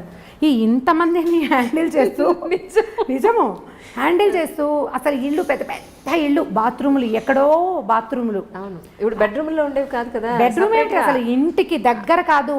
ఇల్లు ఎక్కడో, బాత్రూమ్ ఎక్కడో బాత్రూమ్. ఎంత అవస్థగా ఉండేదో, ఎంత కష్టపడేవాళ్ళు. వాళ్ళు ఎలా చేయగలిగారు? ఎప్పుడు చూసినా నవనవలాడుతూ పక్కపక్కలాడుతూ బాగానే ఉండేవాళ్ళు, రకరకాల పనులు చేసుకుంటూ. నేను వాళ్ళని ఎప్పుడూ తలుచుకుంటాను. నేను వాళ్ళతో పోలిస్తే 100 పని చేయట్లేదు అనిపిస్తుంది ఇప్పుడు. కరెక్ట్. వాళ్ళు అలా పోల్చుకుంటే కనుక మీకు సహనం ఆటోమేటిక్గా వస్తుంది. First of all self pity పోగొట్టుకోవాలి. ఇప్పుడు ఆడపిల్లలకి పెద్ద జబ్బు అదే. అవునండి, చాలా పెద్ద జబ్బు. నేను ఎంత కష్టపడుతున్నానో అన్న వాక్యం మర్చిపోతే ఏముండదు, ఈజీగా ఉంటుంది. మీరు ఆలోచించి చూడండి ఒకసారి. మీరు చెప్తుంటే నేను ఊహిస్తున్నాను. యాక్చువల్లీ మీరు చెప్పిన దాంట్లో నేను కూడా ఉన్నాను. ఇంత చేస్తాను, వీళ్ళెవరికి బుద్ధి జ్ఞానం లేదు, ఒకళ్ళు చేసి చావట్లేదనే ఒక ఫీలింగ్లోనే మొదట్లో ఉద్యోగాలు తీసుకునే కొత్తలో జాబ్ సరదాగా మొదలు పెడతారు. చదువుకున్నాం, ట్రై చేసాం, జాబ్ వచ్చింది. తర్వాత దాని నుంచి మనం బోలంత రెవెన్యూ సాధిస్తాం, అందరికీ ఉపయోగపడుతూ ఉంటుంది. ఇప్పుడు మనకి పని బాగా చేసేస్తాం ఖాళీగా ఉండేసరికి, అందులో కొంచెం ముందుకెళ్తాం, ఉద్యోగంలో ముందుకెళ్తాం. మనకు ఒక చిన్న సాటిస్ఫాక్షన్ లోపల, ఒక ఈగో సాటిస్ఫై అవుతూ ఉంటుంది. కొన్నాళ్ళు పోయాక ఈ పని చేయలేను, నా వల్ల కాదు అని ఆఫీస్లో చెప్పడానికి కూడా మనకు ప్రాణం ఒప్పదు. ఎందుకంటే లోపల ఒక ఈగోని, ఆత్మారాముడిని సంతృప్తిపరచాలి కదా. ఆత్మారాముడు అంటే ఆకలే కాదు, మన ఆత్మకి మనం అలవాటు చేసినటువంటి సంతోషం, దాంట్లోంచి బయటపడాలని ఉండదు మనకి. ఈ కొన్నాళ్ళు పోయిన తర్వాత ఆత్మారాముడికి అయ్యో పాపం అనిపించడం మొదలుపెడుతుంది. నిజంగానే అవును, అంతే. ఇప్పుడు ఒక 8-10 ఏళ్ల జాబ్ తర్వాత మీకు ఎన్ని బర్డెన్స్ వచ్చినా, ఎన్ని ఇబ్బందులు వచ్చినా మీకు ఉద్యోగం మాందామని ఉండదు. మొదటిది ఆ వస్తున్న డబ్బు, దానివల్ల ఉన్న ఉపయోగాలు అవి పెద్దగా కనపడతాయి. వీటన్నిటినీ మించిన అద్భుతమైన విషయం ఏంటంటే సాటిస్ఫాక్షన్. దేన్ని సాటిస్ఫై చేస్తున్నాము మనం? ఈగోని, ఆత్మ తృప్తి, దాన్ని పోగొట్టుకుందామని ఉండదు. అందుకని చేయలేకపోతాము. అప్పుడు మన మీద మనం ఆత్మారాముడికి జాలేస్తుంది అనమాట మన మీద. ఈ జాలేసేసరికి ఏమవుతుంది, మనం సెల్ఫ్ పిటీకి లోనయ్యి అవతల వాళ్ళని ఇబ్బంది పెడుతూ ఉంటాం. మీరు ప్రతి వాళ్ళు, ఇది వింటున్న ప్రతి వాళ్ళు, నా సెల్ఫ్ పిటీ తోటి నేను ఎవరెవరిని ఇబ్బంది పెడుతున్నాను అని కనుక ఆలోచించి లిస్ట్ రాస్తే మీరు ఊహించలేనంత పెద్ద లిస్ట్ వస్తుంది. చాలా పెద్దది ఆ లిస్ట్. నేను కష్టపడుతున్నాను అని మొదట మన అమ్మల నాన్నల దగ్గర నుంచి అందరినీ ఇబ్బంది పెడతాం మనం. మనకు తెలియకుండానే హర్ట్ చేస్తాం. దానికి లోన్ అవుతున్నది మనము, సెల్ఫ్ పిటీకి లోన్ అయ్యేది మనమైతే దానివల్ల సఫర్ అయ్యేది మిగిలిన వాళ్ళు అవుతారు. మొట్టమొదట తీసేయాలి. ప్రతి ఉద్యోగస్తులైన వాళ్ళు, ప్రతి ఆడవాళ్ళు, నేను ఇంట్లో ఎంతో కష్టపడుతున్నాను అనే డైలాగ్ని మర్చిపోవాలి. ఎవడి వంతు పని వాడు చేసుకుంటూ జీవితాన్ని ముందుకు తీసుకెళ్ళాలి. మీరు ఎట్లా అనుకుంటే చెట్లు చేమలు కూడా సెల్ఫ్ పిటీతోటి బాధపడాలి. వాటికి మనకి పెద్ద తేడా ఏం లేదు. వాటి పని అవి చేస్తున్నాయి, మన పని మనం చేస్తున్నాం. ఇలా కనుక అనుకుంటే మీకు సెల్ఫ్ పిటీ రాదు, మీరు ఇంకా ముందుకెళ్ళగలుగుతారు. మీ ఉద్యోగ జీవితంలోనూ మామూలు దైనందిన జీవితంలో కూడా మీరు చాలా సాధించగలుగుతారు. ఎక్కువ మందికి ఆదర్శంగా కూడా ఉండగలుగుతారు. సెల్ఫ్ పిటీ పడద్దు. నిజం. తర్వాత రమ్మగారు, పేర్లు చెప్పకూడదు. ఒక సమస్య ఏంటంటే ఒక ఫోను ఒక ఇద్దరి దంపతుల జీవితాలని ఎలా నాశనం చేస్తుంది అనేది. ఈరోజు హస్బెండ్ అతని ఫోన్కి అతని పాస్వర్డ్ పెట్టుకుంటున్నాడు, వైఫ్ ఈవిడ ఫోన్కి ఈవిడ పాస్వర్డ్ పెట్టుకుంటుంది. నేను అడిగింది ఏంటి అంటే వాళ్ళని, మీకు ఏ రహస్యాలు లేనప్పుడు మీ ఫ్యామిలీ అంటే మీ హస్బెండ్ దగ్గర, మీ వైఫ్ దగ్గర మీరు ఎందుకంత రహస్యంగా ఉండడం? మీరు ఏ మిస్టేక్ చేయనప్పుడు పాస్వర్డ్లు ఎందుకు? ఆవిడ గురించి మీకు మొత్తం తెలిసి, మీ గురించి ఆవిడికి మొత్తం తెలిసినప్పుడు పాస్వర్డ్లు ఎందుకు అని అన్నాను. లేదు మాకుండే సమస్యలేవో మాకుంటాయన్నారు. అలాంటప్పుడు నిజంగా ఒక అమ్మాయి ఇల్లు దాటి, 4 గోడలు దాటి, గడప దాటి బయట ఉద్యోగానికి పెడుతుంది అంటే ఎన్నో రకాలైన హెరాస్మెంట్స్ని మోగగా భరిస్తూ చేస్తూ ఉంటుంది. ఇది నిజం. అది తల్లికి చెప్పుకోలేకపోవచ్చు, హస్బెండ్కి చెప్పుకోలేకపోవచ్చు కూడా. కొన్ని భరించి, ఒక్కొక్కసారి భరించి రివర్స్ అయ్యి, లేదా చాలా జరుగుతూ ఉంటాయి బయట. ఇవన్నీ కూడా ఇంటి వరకు రావు, ఆ అమ్మాయి మనసులోనే ఉండిపోతాయి. ఇలాంటి ఇష్యూస్ ఏమన్నా బయటపడతాయేమో అని అమ్మాయి ఏమన్నా కొంత సంకోచించచ్చేమో, కానీ అబ్బాయిల విషయాల్లో, ఎస్పెషల్లీ హస్బెండ్స్, తండ్రుల విషయాల్లో అంత సీక్రెసీ మెయింటైన్ చేసేది ఏముంటుంది? ఇలా చేయడం కరెక్టా? ఒక ఫోన్ ఇద్దరి జీవితాలు నాశనం చేస్తుంది అంజలి, ఈ విషయంలో ఎలా చేస్తే బాగుంటుంది అని అడగమన్నారు. ఫోన్లు అంటే మూలాలకు వెళ్ళాలి కదా మనం. ఇది ఇప్పుడు ఇదివరకటి ఇంత అవకాశాలు లేవు కదా అంజలి. ఇప్పుడు వర్క్ చేస్తారు, వర్క్ ప్లేస్లో రకరకాల స్నేహాలు ఉంటాయి. ఇళ్లల్లో కంటే ఆఫీసుల్లో హెచ్చుగా స్పెండ్ చేస్తున్నారు, ఆడగాని మొగగాని. ఇంటికి వచ్చాక ఏం చేస్తాము, రాత్రి 9కి ఇల్లు చేరితే ఏదో తిండి తింటారు, ఒక అరగంట 2 గంట ఏదైనా అప్పుడు కూడా ఫోన్లో ల్యాప్టాప్లో తెరిచి ఏదో ఆఫీస్ పనో ఇంకోటో చేస్తారు, పడుకుంటారు. తెల్లారులు వచ్చేసరికల్లా ఎవరి పరుగు వాళ్ళదే. ఇప్పుడు సంసార జీవితాలు అతి చిన్నవిగాను, ఉద్యోగ జీవితాలు అతి పెద్దవిగాను ఉన్నాయి. వీళ్ళకి రకరకాల స్నేహాలు, రకరకాల ప్రలోభాలు, రకరకాల ఆకర్షణలు. ఇప్పుడు ప్రతివాడు అందులోంచి బయటపడి దాన్ని దగ్గరికి రానివ్వకుండా చేసి కంట్రోల్ చేసుకోగలిగే అవకాశం అందరికీ ఉండదు. ఎవడి ప్రలోభం వాడిది. ఇప్పుడు వీక్ మూమెంట్స్ అనేవి ఇదివరకు పాత రోజులైతే జీవితానికి 1-2 ఉండేవి. ఇప్పుడు ఎవ్రీడే ఒక వీక్ మూమెంట్ ఉంటుంది, ప్రతిరోజు ఏదో ఒక వీక్ మూమెంట్ ఉంటుంది. ఎందుకంటే వీడిని పట్టి లాగేవి, వెనకాల పట్టుకోగలిగే బంధాలు కొంచెం తక్కువ అవుతున్నాయని అనిపిస్తుంది. మానసికంగా లేవు. మానసికమైన బంధాలు, దృఢత్వం లేకపోవటం వల్ల వీళ్ళు ప్రలోభపడడానికి హెచ్చుగా అవకాశం కనిపిస్తోంది ఇప్పుడు, ఆడవాళ్ళు మగవాళ్ళు కూడా. ఇందులో మగవాళ్ళు ఇలా చేస్తున్నారు, ఆడవాళ్ళు చేయటం లేదని మీరు అనుకోకండి. నేను ఫెమినిజంకి నేను బాగా వ్యతిరేకిని. ఎందుకంటే ఇప్పుడు ఆడవాళ్ళు ఏం చేయట్లేదు, ప్రతిసారి ఆడవాళ్ళే విక్టిమ్స్గా లేరు. అవును, ఏం లేరు. మనం పేపర్ తెరిస్తే ఇప్పుడు వాళ్ళు దుర్మార్గులుగానే కనిపిస్తున్నారు, వీళ్ళు దుర్మార్గులుగానే కనిపిస్తున్నారు. సొంత పిల్లల్ని చంపేస్తున్న వాళ్ళు, పావుల్లాగా పెట్టిన గుడ్లని మింగేసేవాళ్ళు ఎంతమంది ఉన్నారు. మంచి అటు ఇటు కూడా ఉంది, చెడు కూడా ఉంది. ఇదివరకు కొద్దిగా తక్కువ ఉండేది పాత రోజుల్లో, ఇప్పుడు విశృంఖలత పెరిగింది. పిల్లలే కాదు, పెద్దవాళ్ళు కూడా దీనికి ఏమి అతీతులు కాదు. ఇప్పుడు ఇలాంటివి మీరు చెప్పినట్టు ఫోన్ కనుక మధ్యలో ఉంటే ఈ బంధాన్ని బలపరచుకోవడానికి మనం ఏదైనా ట్రై చేయాలి. ఇప్పుడు గొడవ వచ్చింది, ఏదో ఫోన్ వల్లే అనుకుందాము, సెపరేషన్కి దారి తీస్తుంది ఇది. అవును, ఫోన్ని సెపరేట్ అవుతావు, తర్వాత ఏం చేస్తావు? ఈ ప్రలోభం లేని మనుషులు ఉన్నారా ఇప్పుడు లోకంలో? లేరు కదా. సో దీన్ని తెలుసుకుని వదిలిపెట్టేయండి, దాన్ని వదిలించడానికి ప్రయత్నం చేయండి, మాట్లాడుకోండి. మాట్లాడాల్సిందే తప్పిస్తే రెండో దారి లేదు. ఇప్పుడు దీనికి ఎన్ని రకాల కారణాలు ఉంటాయో, వీళ్ళిద్దరికీ ఫ్రెండ్షిప్ సరైనది లేకపోవటం, వైఫ్ అండ్ హస్బెండ్కి సరైన సెన్సిటివిటీ, సాన్నిహిత్యం లేకపోవడం. ఫ్రెండ్షిప్ ఉండటం వేరు, సాన్నిహిత్యం ఉండటం వేరు కదా. భార్యాభర్త ఓన్లీ ఫ్రెండ్స్గా ఉండరు, సన్నిహితంగా ఉంటేనే మన మధ్య బంధం బలపడేందుకు అవకాశం ఉంటుంది. ఇప్పుడు ఇది కూడా తక్కువగా ఉంది. మధ్యలో పిల్లలు, లేకపోతే ఉద్యోగాలు, అది కూడా కాకపోతే ఈగోస్ రకరకాలు, వాళ్ళకో రకం వీళ్ళకో రకం. ఇద్దరు ఒకే ప్రొఫెషన్లో ఉంటే ఓ రకము, చెరుకో ప్రొఫెషన్లో ఉంటే ఇంకో రకము. సంపాదనల్లో హెచ్చుతగ్గులు, తారతమ్యాలు. వాటి వల్ల ఏమవుతుంది, మనం మనుషులము, కలిసి ఉండటానికి పెళ్లి చేసుకున్నాము, కలిసి ముందుకెళ్దాము అనే అవగాహన ఉండటం లేదు ఆడమగకి కూడా. ఎంతసేపు నేను అనేదానికి పెద్ద పీట వేస్తున్నాం. పాత రోజుల్లో కుటుంబం అంటే మేము, మా వాళ్ళు అనేవాళ్ళం కదా. ఒక గుంపు, చిన్న చిన్న గుంపులుగా ఉండేవాళ్ళం.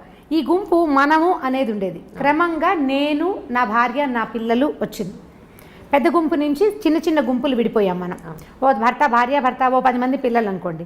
ఈ 10 మంది పిల్లల్లో మళ్ళీ సెపరేషన్ వచ్చింది. ఒక భార్య, ఓ భర్త, 1 or 2 పిల్లలు, నేను, నా పెళ్ళాము, నా పిల్లలు. ఇప్పుడు ఇది కూడా పోయి నేను అనేది వచ్చేసింది. అవును, నేను ఒక్కడనే కాను, నాతో పాటు ఓ భార్య ఉంది, ఓ 2 పిల్లలు ఉన్నారు. మేమిద్దరం కొట్టుకుంటే వీళ్ళ మీద ఎటువంటి ఇది వస్తుంది అనేది మగ కానీ ఆడ కానీ ఖచ్చితంగా మనం ఆలోచించాలి. పోనీ నువ్వేదో ప్రలోభపడ్డావు, నీకేదో స్నేహాలు ఉన్నాయి, ఏవో ఆకర్షణలు ఉన్నాయి, వీటి వల్ల సంసార జీవితం ఇబ్బందుల్లో పడితే పిల్లలతో పాటు మన పేరెంట్స్, ఆ అమ్మాయి పేరెంట్స్ వీళ్ళు కూడా ఇబ్బంది పడతారు అనే ఆలోచనలు కొంచెం తక్కువగా ఉంటున్నాయి. ప్రధానమైనది ఏంటంటే నేను అనే దానికి పెద్దపీట వేయటం మనం మానేయాలి. ఎవరైనా సరే కొద్దిగా సెల్ఫ్ తగ్గించుకోవాలి. ఒకవేళ అవతల వాళ్ళలో చిన్న తప్పు మనం కనిపెట్టామనుకుందాం, మీరు క్షమిస్తారా అని నన్ను అడగండి. కొంత క్షమించాలి.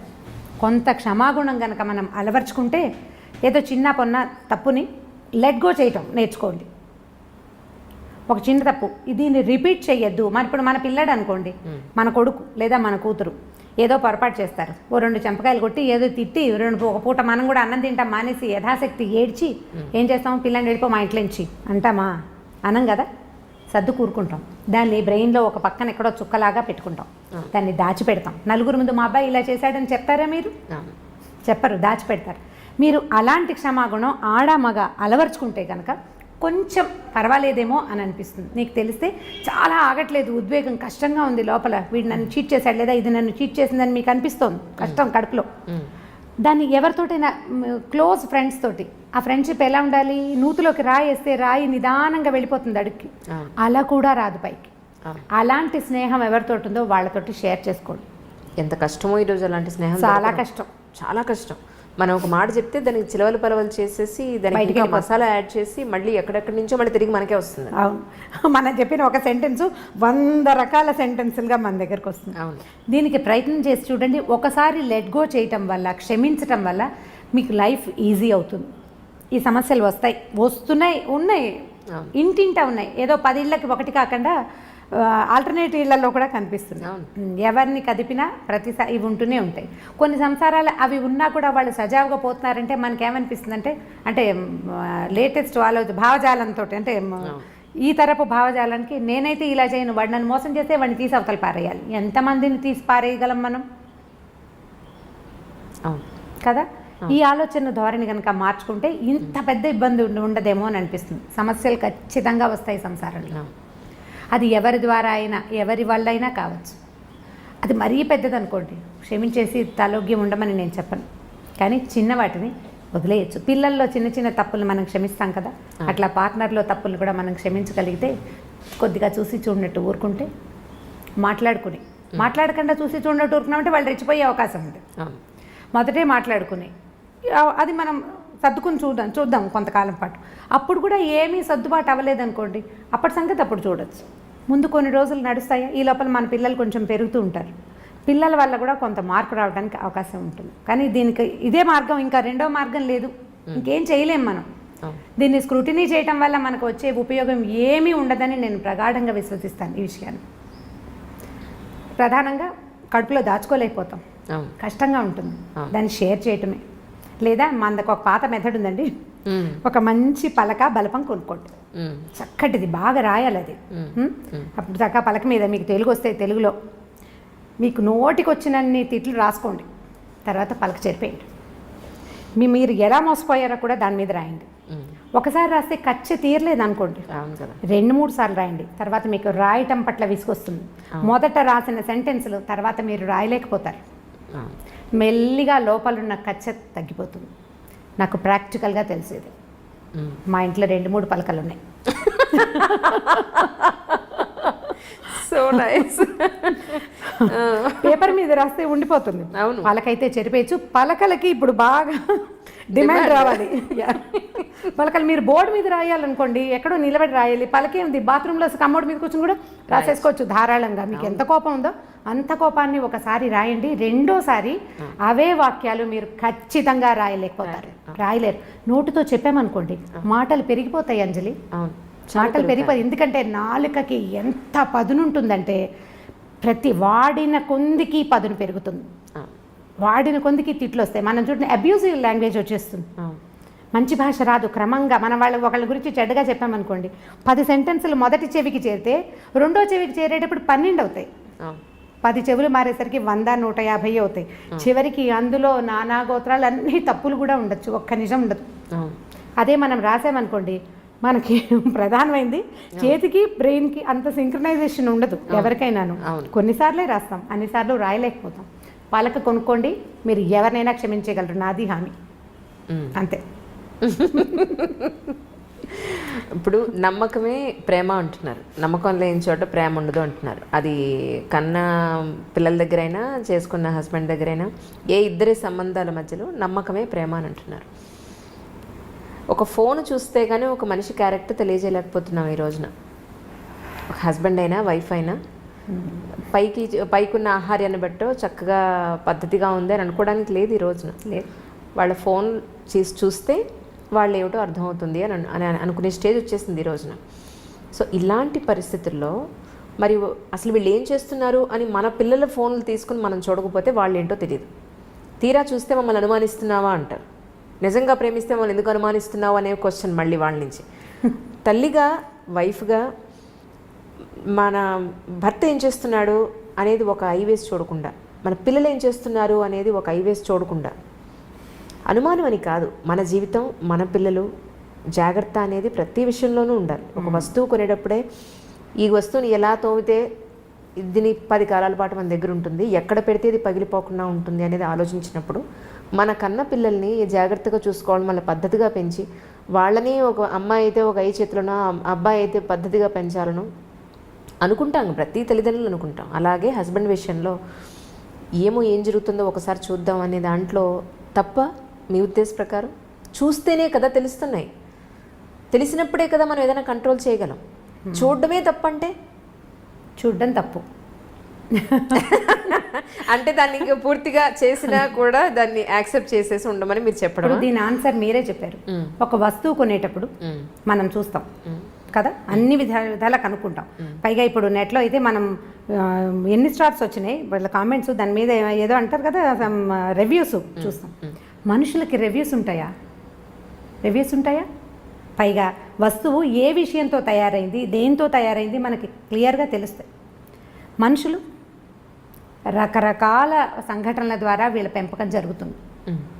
ఒక అమ్మ నాన్న మట్టి ముద్దల్లాగా ఒక కుండను తయారు చేసినట్టు, బొమ్మను తయారు చేసినట్టు చెయ్యరు ఆ పిల్లల్ని. మనం పెంచడం మొదలు పెడతాం. ఎంత ఒక 3 ఏళ్ల దాకా ఇంచుమించుగా మనలాంటివే, మనం పెట్టిన అన్నమే, మనం పెట్టిన పెరుగన్నమే, మన వాడికి నచ్చినా నచ్చపోయినా ఏడుస్తూ చస్తూ బతుకుతూ పిల్లలు తినేస్తారు. వాడు స్కూల్కి వెళ్ళడం మొదలు పెట్టాక పక్కవాడు తెచ్చిన బెండకాయ వేపుడు చూసి వాడు చాలా బాగుందని వాడు అది తింట మొదలు పెడతాడు. తర్వాత వాళ్ళు ప్రపంచాన్ని తెలుసుకునేది మన ద్వారా కాదు. మనం కొన్ని విలువలు, కొన్ని అలవాట్లు, చాలా డబ్బు, శ్రమ ఇస్తాం పిల్లలకి. మీరైనా అంతే, మీ అమ్మా నాన్న కూడా మీకు అలాగే చేశారు కదా. ఇప్పుడు మీరు పెరిగింది వాళ్ళ వల్లే కాదు కదా, మిగిలిన ప్రపంచం అంతా చూసి పెరిగారు. ఇప్పుడు ఈ ప్రపంచంలో నువ్వు పెరిగిన దాంట్లో ఏమేమి ఉన్నాయి అనేది మీకు ఎలా తెలుస్తుంది? వస్తువు అయితే తెలుస్తుంది, ఇందులో ఏముందో. మనుషుల్లో తెలియదు. కాబట్టి మనుషుల్ని మనుషులుగానే స్వీకరించాలి. వాడి లోపలికి వెళ్ళి ప్రతి లోతులో ఉన్నది తెలుసుకోవడానికి పుస్తకాలు కాదు కదా మనుషులు. మనం నిదానంగా తెలుసుకుంటాం. వాడి లోతు, వాడు చూపించని ఒక రహస్యం ఉందనుకోండి, భర్తలోనో భార్యలోనో, ఆ రహస్యాన్ని రహస్యంగానే మనం ఎందుకు ఉండనివ్వకూడదు? పీప్ చేయటం వల్ల, ఇప్పుడు పీప్ చేయటం వల్ల అదే కంటిన్యూ అవుతుందిగా. లేదా అడగండి. ఇప్పుడు అడగడం అంటే ఇప్పుడు ఎలా ఉంటుందంటే, ఇది ఊరికే ఒక సెంటెన్స్గా అయిపోదు అంజలి. ఇవాళ నువ్వు ఫోన్ చూసావు, భర్తది, ఒక అమ్మాయి భర్త ఫోన్ చూసింది, ఇవాళ ఒక రోజుతోటి ఆగదు, రేపు కూడా చూడాలనిపిస్తుంది. ఇవాళ మాట్లాడావు నీ ఫోన్లో, వాళ్ళు ఎవరో ఫోన్ నెంబర్లోనే నువ్వు ఎందుకు చేసావు, మాట్లాడాము, పోట్లాడుకున్నావు, సరిపోయింది. 10 రోజుల తర్వాత ఫోన్ అక్కడ కనపడితే బుద్ధి, చెయ్యి 2 దాని మీదకే వెళ్తాయి. అవును. ఈ చూడడం మొదలు పెడితే నువ్వు ఎప్పుడూ చూస్తూనే ఉంటావు. నువ్వు ఏం చేసి ఎంతసేపు శోధించి వాడిని నీతో ఉంచుకోవాల్సిన పని ఏమిటి? అనుక్షణం శోధిస్తున్నప్పుడు ఎందుకు వాళ్ళు నీతో ఉండటం? నువ్వు అనుక్షణం అనుమానిస్తున్నట్టే. మొదటిసారి అనుమానంగా ఉండదు, నువ్వు క్యాజువల్గా చూస్తావు, తర్వాత అది అనుమానం అని అనాలి. ఇప్పుడు ఎంతసేపు అనుమానిస్తూ అతన్ని నీతోనే నువ్వు ఎందుకు ఉంచుకోవాలి? అనుమానించి, ప్రశ్నించి, పోట్లాడి, దాని మీద ఏదో ఒక రిజల్యూషన్ ఒకటి సాధించి, తర్వాత మళ్ళీ 10 రోజుల పైకి మళ్ళీ ఫోన్ కనపడంగానే మన బుద్ధి దాని మీదకే వెళ్తుంది. ఏం చేస్తున్నారో వీళ్ళు నేను లేనప్పుడు అని అనిపిస్తూ ఉంటుంది. అసలు ఈ ఆలోచనే సరైంది కాదని నేను భావిస్తాను. పిల్లల విషయం అనుకోండి, పిల్లాడు అనుకుందాం, పిల్లవాడికి ఇప్పుడు వాడు ఏం కొత్తది చేస్తున్నారో అనేది మనం తెలుసుకోవాలి. నాకు ప్రైవసీ లేదంటే నువ్వు ఏదైనా కొంప ఉంచితే నేనే పడాలి కదరా అని చెప్పచ్చు. భర్తలతోటి మనం ఆ మాట అనగలుగుతామా? అనగలుగుతాం. అతను చీపో నువ్వు నాకు వద్దంటాడు, అప్పుడు పోనీ వీడు కాదని ఇంకొని చేస్తామా? పిల్లాడిని ఎలా చేయలేమో భర్తల్ని కూడా అలాగే చేయలేకపోతాం కదా. పోనీ మారుద్దాం అనుకుందాం, ఇప్పుడు మనకు అవకాశాలు ఉన్నాయి, మార్చేద్దాం అనుకుంటాం. ఎన్ని మారుస్తాము? ప్రతివాడు మనకి గుమ్మడికాయ ఇంత ముచ్చని దొరుకుతాడా? దొరకడు కదా. సో ఇప్పుడు ఇది తప్పనే తప్పదు. ఇప్పుడు మనం పీప్ చేసి వాళ్ళ లోతుల్ని శోధించి వాళ్ళ లోపల ఏముందో తెలుసుకోవాలి. నేను నీ కంపానియన్ కాబట్టి నీ మొత్తం రహస్యాలు నాకు తెలియాల్సిందేనన్నది కూడా ఒక రకమైన ఈగోయిస్టిక్ ప్రవర్తనగానే అనిపిస్తుంది మనకి. ఖచ్చితంగా తెలుసుకోవాలన్న ఉద్దేశం అంత సరైంది కాదేమో అని అనిపిస్తుంది. నువ్వు తెలుసుకుని నువ్వు సాధించేది ఏమీ లేదు, నువ్వేం సాధించలేకపోతావు. బాగా తెలుసుకున్నావు, క్లియర్గా ఖచ్చితంగా తెలుసు నీకు. అంత ఖచ్చితంగా అద్దం లాంటి మనస్తత్వం కలిగిన మగవాడికి కూడా వీక్ మూమెంట్ రావచ్చు. ఎక్కడో ఒక ప్రలోభం తగలచ్చు. ఆ ప్రలోభానికి కారణం మనలాంటి ఇంకొక ఆడదే కావచ్చు, లేకపోతే ఎవరైనా మగవాళ్ళు అవ్వచ్చు, ఎవరో అవ్వచ్చు, ఫ్రెండ్స్ అవ్వచ్చు, మనం చెప్పలేకపోతాం. ఇప్పుడు ఈ వీక్ మూమెంట్స్ అనేవి మనుషుల జీవితాల్లో ఉండటం సహజమేనా? మనం ఒప్పుకోవాలి కదా దానికి. కాదు, ప్రతివాడు శ్రీరామచంద్రుడిలాగా ఉండాలా? ఏ కాలం ఇది? ఇప్పుడున్న కాలం ఏమిటి? మనం ఎక్కడున్నాం ఇప్పుడు? అసలు ఇదివరకటి పద్ధతులే ఇప్పుడు లేవు కదా. ప్రతి వాళ్ళకి ప్రలోభాలు తప్పవు. ఈ లోతులు శోధించాలి అని కనుక పెట్టుకుంటే నువ్వు శోధిస్తూనే ఉంటావు. వదిలిపెడితే నువ్వు ఈ జీవితంలో ఏదైనా సాధిస్తావు, ఇంకోటి ఏదైనా. దీన్ని నువ్వు సాధించగలిగేది సుతరాము లేదు, ఇందులో ఏమీ లేదు.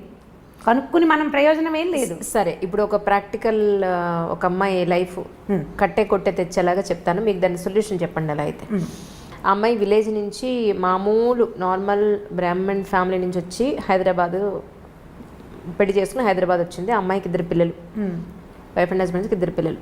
ఒకరోజు పిల్లలు తీసుకొచ్చి, అమ్మాయి మామూలు చదువుకుంటే యూట్యూబ్ తెలియదు, నెట్ తెలియదు, ఏమీ తెలియదు, అమ్మాయికి నాలెడ్జ్ లేదు. ఆ అమ్మాయి మొగుడు ఫోన్ కూడా ఒక 20 సంవత్సరాలుగా ఏం జరుగుతుందో కూడా చూడాలని కూడా తెలియనంత అమాయకురాలు. పిల్లలు తీసుకొచ్చి ఫోను, ఇదిగొమ్మ నాన్న ఇవన్నీ చూస్తున్నారు అని చెప్పి పిల్లలు తీసుకొచ్చి వాళ్ళ నాన్న ఫోన్ చూపించారు. ఇది ఏమిటి, ఎలా చూస్తారని పిల్లల దగ్గర నుంచి నేర్చుకుంది ఆ తల్లి. చూసిన తర్వాత మొగుడిని పిలిచి అడిగింది, పిల్లలు చూపిస్తున్నారు ఇలా మీరు చూస్తున్నారని, ఇవి వాళ్ళు కూడా చూస్తున్నారు, మీరు ఈరోజు ఏం చూసారు, నిన్నేం చూసారు, గత 5 ఏళ్లుగా మీరు చూసేవన్నీ పిల్లలు కూడా చూస్తున్నారు, సో ఇలా మీరు చెయ్యొద్దు అని చెప్పింది. నేను ఇలాగే చేస్తాను, నీకు ఇష్టం ఉంటే ఉండు, లేకపోతే వెళ్ళిపో అన్నాడు. మీ నీడ పిల్లల మీద కూడా పడకూడదు అని అంది. ఓకే అంటే ఆయన వన్ ఫైన్ మార్నింగ్ ఆయన తాగే ఔన్స్ గ్లాస్తో సహా తీసుకుని వెళ్ళిపోయాడు. ఈవిడికి ప్రాపర్ ఎడ్యుకేషన్ లేదు, ప్రాపర్ ప్రొఫెషన్ లేదు, 2 పిల్లలు, ఎలా బతుకుతుందని వెళ్ళిపోయాడు అతను. ఇప్పటికి 5 ఏళ్ళు అయింది. అసలు అతనికి బాధ్యత ఉందంటారా? ఎక్కడుంది బాధ్యత? లేదు కదా. మరి ఇప్పుడు అడగడమే తప్పంటున్నారు. ఫోన్ అక్కడ చూడలేదు అమ్మాయి. మరి పిల్లలు ఇప్పుడు ఎవరికి తప్పు, ఎవరి జీవితం ఇప్పుడు మట్టిలో కలిసిపోతుంది అక్కడ. ఇది పాయింట్. ఇవి కొన్ని కేసులే కదా అంట. అవును, ఇలాంటిది ఒక కేసు. అవును. ఇప్పుడు ఈ అమ్మాయికి సొల్యూషన్ ఏంటంటే పోలీస్ కేసు పెట్టడమే. ఇప్పుడు నేనేమంటున్నాను, ఇంత ఎక్సెంట్రిక్ థింగ్లోకి వెళ్ళిపోతే, ఇంత ఎక్స్ట్రీమిటీలోకి వెళ్ళిపోతే తప్పకుండా దీనికి లీగల్గా ప్రొసీడ్ అవ్వాల్సిందే, తప్పకుండా సెపరేషన్ తీసుకోవాల్సిందే. ఇప్పుడు ఇలాంటిది వాళ్ళెవరి జీవితంలో అయిందని ప్రతి వాళ్ళ జీవితాల్లో ఎలా అవుతాయి? ఇది అందరికీ అవ్వదు. పైగా ఇప్పుడు మీరు చెప్పిన కేసులో ఈ అమ్మాయి చదువుకోలేదు, ఆ అమ్మాయికి తెలియదు. ఇప్పుడు జనరల్గా శోధించదలుచుకునే వాళ్ళు భర్త ఏం చూస్తున్నాడు, అతని ఫోన్ ఎలా ఆపరేట్ చేస్తాడు, లేదా దానికి ఏదో నెంబర్ పెట్టాడు, ఈ అమ్మాయి దాన్ని డీకోడ్ చేసి సాధించేయగలుగుతుంది. ఇప్పుడు సపోజ్ వీళ్ళు మళ్ళీ కలిసిన్నా, లేదా ఈ అమ్మాయి వేరే పెళ్లి చేసుకున్నా, ఈ అమ్మాయి మనసులో థాట్ ఏముంటుంది, అమ్మో ఈయన మళ్ళీ ఏం చేస్తున్నాడో ఒకసారి చూద్దామని అనిపిస్తుందా, అనిపించదు? దాన్నే కదా చెప్తున్నాడు, మీరు కిల్ చేసుకోవాల్సింది దేన్ని. ఇప్పుడు వస్తువు పనిచేస్తుందో లేదో చూసి మనం షాప్లో టెస్ట్ చేసుకున్నట్టుగా మనుషుల్ని టెస్ట్ చేయకూడదు. టెస్ట్ చేస్తే నువ్వు బతకలేవు, వాళ్ళ సంగతి పక్కకు పెట్టు, మనం హాయిగా ఉండాలా ముందు. ఇప్పుడు పిల్లలది కూడా వెతకద్దంటారు మీరు? పిల్లల్ని చూడండి, పిల్లల్ని చూడొచ్చని చెప్తున్నాను నేను. పిల్లలది శోధించాలి, మగవాళ్ళది కూడా శోధించండి 1 టైం ఒకసారి మాట్లాడు. ఈ మాట్లాడుకున్న తర్వాత నీ బుద్ధిని అటువైపు వెళ్ళనివ్వకుండా ఉండే వ్యాపకం ఏదైనా మీరు పెట్టుకోవాలి. ఒకసారి కనుక మనకి లోపల అనుమానం పురుగు ప్రవేశించిందా, ఇక దాన్ని బయట పెట్టలేము. అది ఈగో ఎలాంటి పురుగో అనుమానం కూడా అలాంటిదే.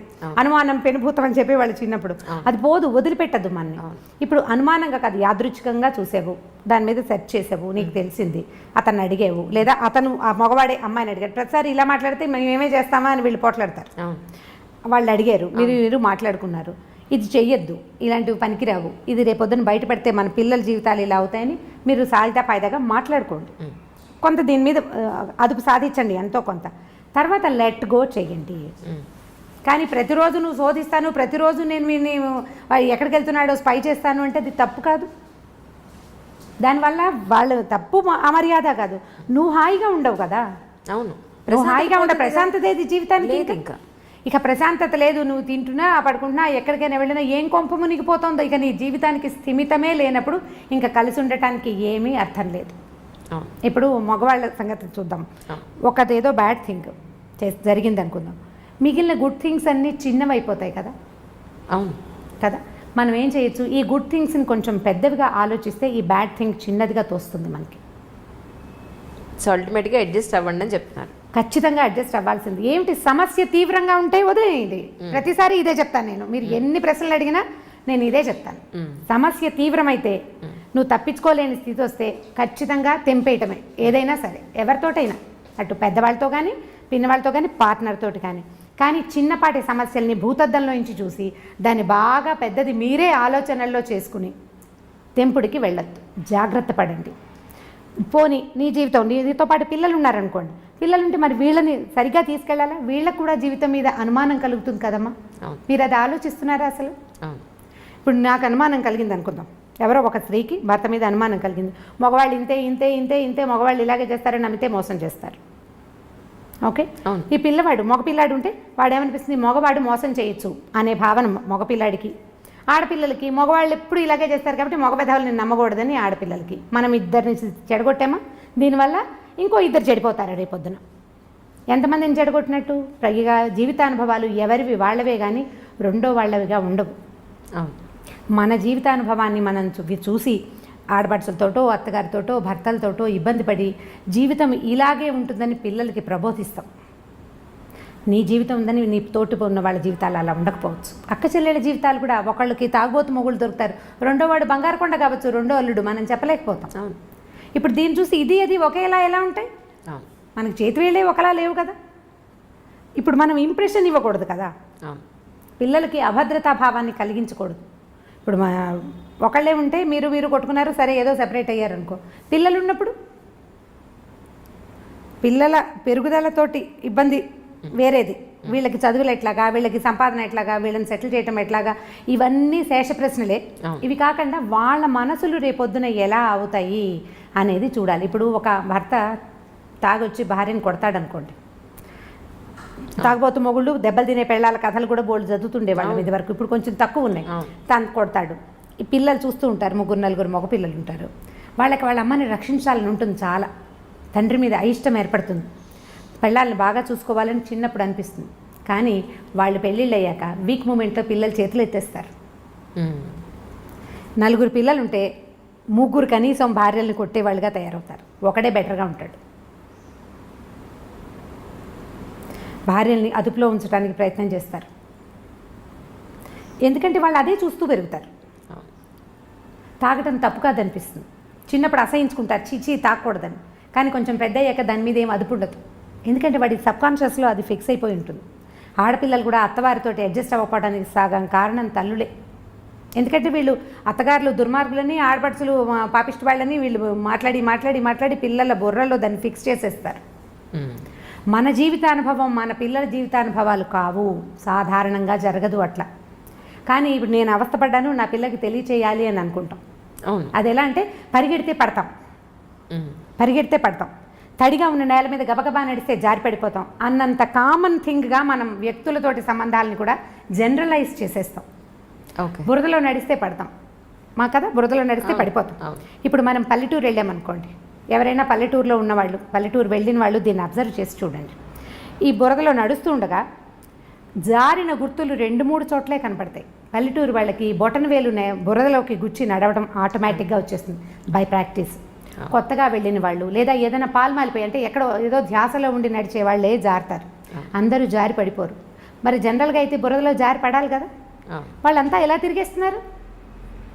సో దాన్ని జనరలైజ్ చేయడానికి వీల్లేదు. జీవితాలు కూడా అంతే. ఇప్పుడు ఈ అమ్మాయి మొగుడు భర్తతో ఇబ్బంది పడింది, తన ఫ్రెండ్స్ అందరికీ చెప్తుంది. కొత్తగా పెళ్ళైన మేనగోడలు కూడా వస్తే ముందు నుంచి చూసుకుంటుండు, మగవాళ్ళు ఇలా చేస్తారంటే ఏ అనుమానము లేని పిల్లకి కూడా ఈ మొగుడు ఫోన్ టెస్ట్ చేయాలని ఉంటుంది. నువ్వు ఎందుకు పాస్వర్డ్ పెట్టుకున్నావు, నువ్వు నన్ను మోసం చేస్తావా అని ముందే అడగడం మొదలు పెడతారు. వాడు అందులో బ్యాంక్ కార్డులో బ్యాంక్ నెంబర్లో ఏవో పెట్టుకుంటాడు, అకౌంట్ నెంబర్లో. ఆ జాగ్రత్తగా వాడు పాస్వర్డ్ పెట్టుకుంటాడు. ఈ పిల్ల ముందు నుంచే స్టార్ట్ చేస్తుంది. ఇది ఎందుకంటే ముందు చూసిన జీవితానుభవం వల్ల. ఎవరి జీవితానుభవం వాళ్ళదే. మీకు అయిందని పక్క వాళ్ళకి అవుతుందని లేదు. సక్సెస్ఫుల్ మ్యారేజెస్ సగం పెళ్ళిళ్ళు కాదు, ఇంకా అనకూడదు అట్లా. 90% సక్సెస్ఫుల్ మ్యారేజెస్ లెట్ గో చేయటం వల్లే సక్సెస్ అవుతాయి. అవును అని సమాధానం రాకపోతే చూడండి మీరు, మనం క్షమించకపోతే లేదా మగవాడే క్షమించి ఊరుకోకపోతే సంసారాలు నడవు. ఇండియా కూడా మిగిలిన దేశాల్లాగానే ఎక్కువ డైవర్సులు, ఎక్కువ 2nd, 3rd, 4th, 5th marriages తోటి నిండిపోతుంది. ఈ క్షమాగుణాలు పెద్దవాళ్ళు కూడా మనకు అలవాటు చేస్తారు. ఇప్పుడు నాబోటి వాళ్ళు అంటే నేను కూడా ఇలాగే నా దగ్గరకు వచ్చిన పిల్లలు చెప్తాను, చూసి చూడట్టు ఊరుకో పాప, ఎక్కడో చోటు ఊరుకో, నీకు కావాల్సింది చేయించుకో. నేను పిచ్చి సలహా ఇలాంటివి చెప్తాను అనమాట. నువ్వు ఇది చేసావు కాబట్టి నువ్వు నాకు అది చేసి పెట్టు. బాగుంది కదా బార్టర్ సిస్టమ్. నువ్వు ఇలా చేసినా నేను మీ అమ్మ నాన్నకి చెప్పలేదు, నేను ఎవరికి చెప్పట్లేదు, కాబట్టి నువ్వు నాకు లొంగి ఉండు అని లొంగ తీసుకోండి. ఈజీ మెథడ్, చిన్నపిల్లలకి మాట చెప్పడానికి అనమాట. ఇలా చెప్తే సరిపోతుంది, ఈజీగా ఉంటుంది. లెట్ గో చేయకపోతే సంసారాలు ఉండవు. ఏదో ఒక దశలో ప్రతి వాళ్ళు ఒకళ్ళనొకళ్ళు క్షమించేసుకునే ముందుకు తీసుకుపోతూ ఉంటారు. దానికి మన ఆర్థిక పరిస్థితులు, మన పిల్లలు, మన తాలూకు ఉద్యోగాలు, మనకి ఏ సపోర్టు ఏ పక్కన లేకపోవటాలు, వాటి వల్ల కూడా కొంత మన కుటుంబ పరిస్థితులు, మన పెద్దవాళ్ళు, మన కజిన్స్ అందరూ ఏమనుకుంటారు, నలుగురు నానా విధాలుగా చెప్పుకుంటారు. కాబట్టి క్షమించో మాట్లాడుకోకుండాను ఎలాగోలాగా కొంతమంది భార్యాభర్తలు సంవత్సరాల తరబడి మాట్లాడుకునే వాళ్ళు బోల్డ్ మంది తెలుసు నాకు. ఇంట్లో ఉంటారని మామూలుగా నడిచిపోతుంటే వాళ్ళిద్దరు మాట్లాడుకోరు. ఏదో సందర్భంలో కోపాలు వచ్చినాయి, మళ్ళీ మా అమ్మ నాన్న మాట్లాడుకోరు అని చెప్పేవాళ్ళు కూడా పిల్లలు కూడా కనిపిస్తారు. వీళ్ళిద్దరు గోడలతోటి మాట్లాడుకుని పని నడిపేస్తూ ఉంటారు. అయితే సంసారం రోడ్డు మీద పడలేదు. పిల్లలు చక్కగా ఎదిగారు, పెళ్ళిళ్ళు చేసుకున్నారు, అల్లుళ్ళు వచ్చారు, మనవలు పుట్టేశారు, వాళ్ళకి బాగానే ఉన్నారు. అంటే ఇది సంతోషమా, ఇదేనా పెళ్ళి అంటే అని మీరు అడుగుతారు. ఇప్పుడు కాదు, సంతోషం కాదు, నువ్వు సెపరేట్ అయిపోతావు. నువ్వు ఒకదానివే ఉంటావు, అది సంతోషమా? మీ పిల్లలు సజావుగా పెరగరు, అప్పుడు అది సొసైటీలో మీకేం సరైన గుర్తింపు ఉండదు. అది అవన్నీ సంతోషాన్ని ఇస్తాయి. అంటే మనకి సంతోషాన్ని ఇవ్వడానికి ఏ విషయమూ లేనప్పుడు మిగిలినవేవీ లేవు. దీంట్లో సర్దుకుంటే సరిపోతుంది. కరెక్ట్. అంటే ఇప్పుడు మీరు విడాకులను సమర్థించారా అని గట్టి ప్రశ్న. లేదు లేదు లేదు లేదు, ఎవరి కోసం? అల్టిమేట్గా విమెనే సఫర్ అవుతుంది. అల్టిమేట్గా సఫర్ అయ్యేది విమెనే. ఆవిడ దృష్టిలో మీరు ఎక్కడున్నా, ఏం చేసినా, కలిసి ఉన్నా, ఒంటరిగా ఉన్నా, పిల్లలతో ఉన్నా, ఎప్పుడు సఫర్ అవ్వాల్సింది ఆడవాళ్ళే. ఈ మధ్య నేను ఒక ఇంటర్వ్యూలో అదే చెప్పాను, ఇండైరెక్ట్గా చెప్పింది అదే, కానీ నెటిజన్లకి కొంచెం అర్థం కాక నన్ను అందరూ చాలా నెగిటివ్గా అనుకున్నారు. బేసిక్గా నేను స్పోర్ట్స్మెన్స్ గ్రౌండ్లో ఎలా ఉంటారు, చీర కట్టుకుని పరిగెట్టలేం కదా. సో బేసిక్గా నేను నేషనల్ అథ్లీట్ని. నాది 400 మీటర్స్, 800 మీటర్స్ అండ్ 6 కిలోమీటర్స్ ఆమె ఈవెంట్స్ యాక్చువల్లీ. అప్పుడు షార్టే వేసుకుంటాం, స్లీవ్లెస్సే వేసుకోవాలి. ఒక స్టేజ్లో ఆ షార్ట్ స్లీవ్లెస్ కూడా ఒంటి మీద ఉంచుకోవడానికి కూడా భారంగా ఉంటుంది. లాస్ట్ 50 మీటర్స్ ఉండగా అంతగా చెమట, అంతగా శ్రమ ఉంటుంది రన్నింగ్లో. ఇదేమి గ్రూప్గా స్పోర్ట్స్ అంటే గేమ్స్ కాదు కదా, క్రికెట్ 10 మంది కలిపి ఆడేది. ఇవి అన్ని ఇండివిజువల్ ఈవెంట్స్, ఎవరికి వాళ్ళుగా ఒక్కరే గ్రౌండ్లోకి వెళ్ళి ఒక్కళ్ళే సాధించాల్సిన ఈవెంట్స్ ఇవన్నీ. సో వాళ్ళు ఎవరో అన్నారు స్లీవ్లెస్ వేసుకున్న వాళ్ళ రేపులు జరుగుతున్నాయని. నేను అన్నది అది కాదు. అసలు పద్ధతిగా ఉండి చీర కట్టుకొని ఎంతో గౌరవంగా ఉన్న లేడీస్ని చాలా తప్పుగా చూస్తారు బయట. వాళ్ళు చూసే దృష్టికోణం ఒక రకంగా ఉంటుంది.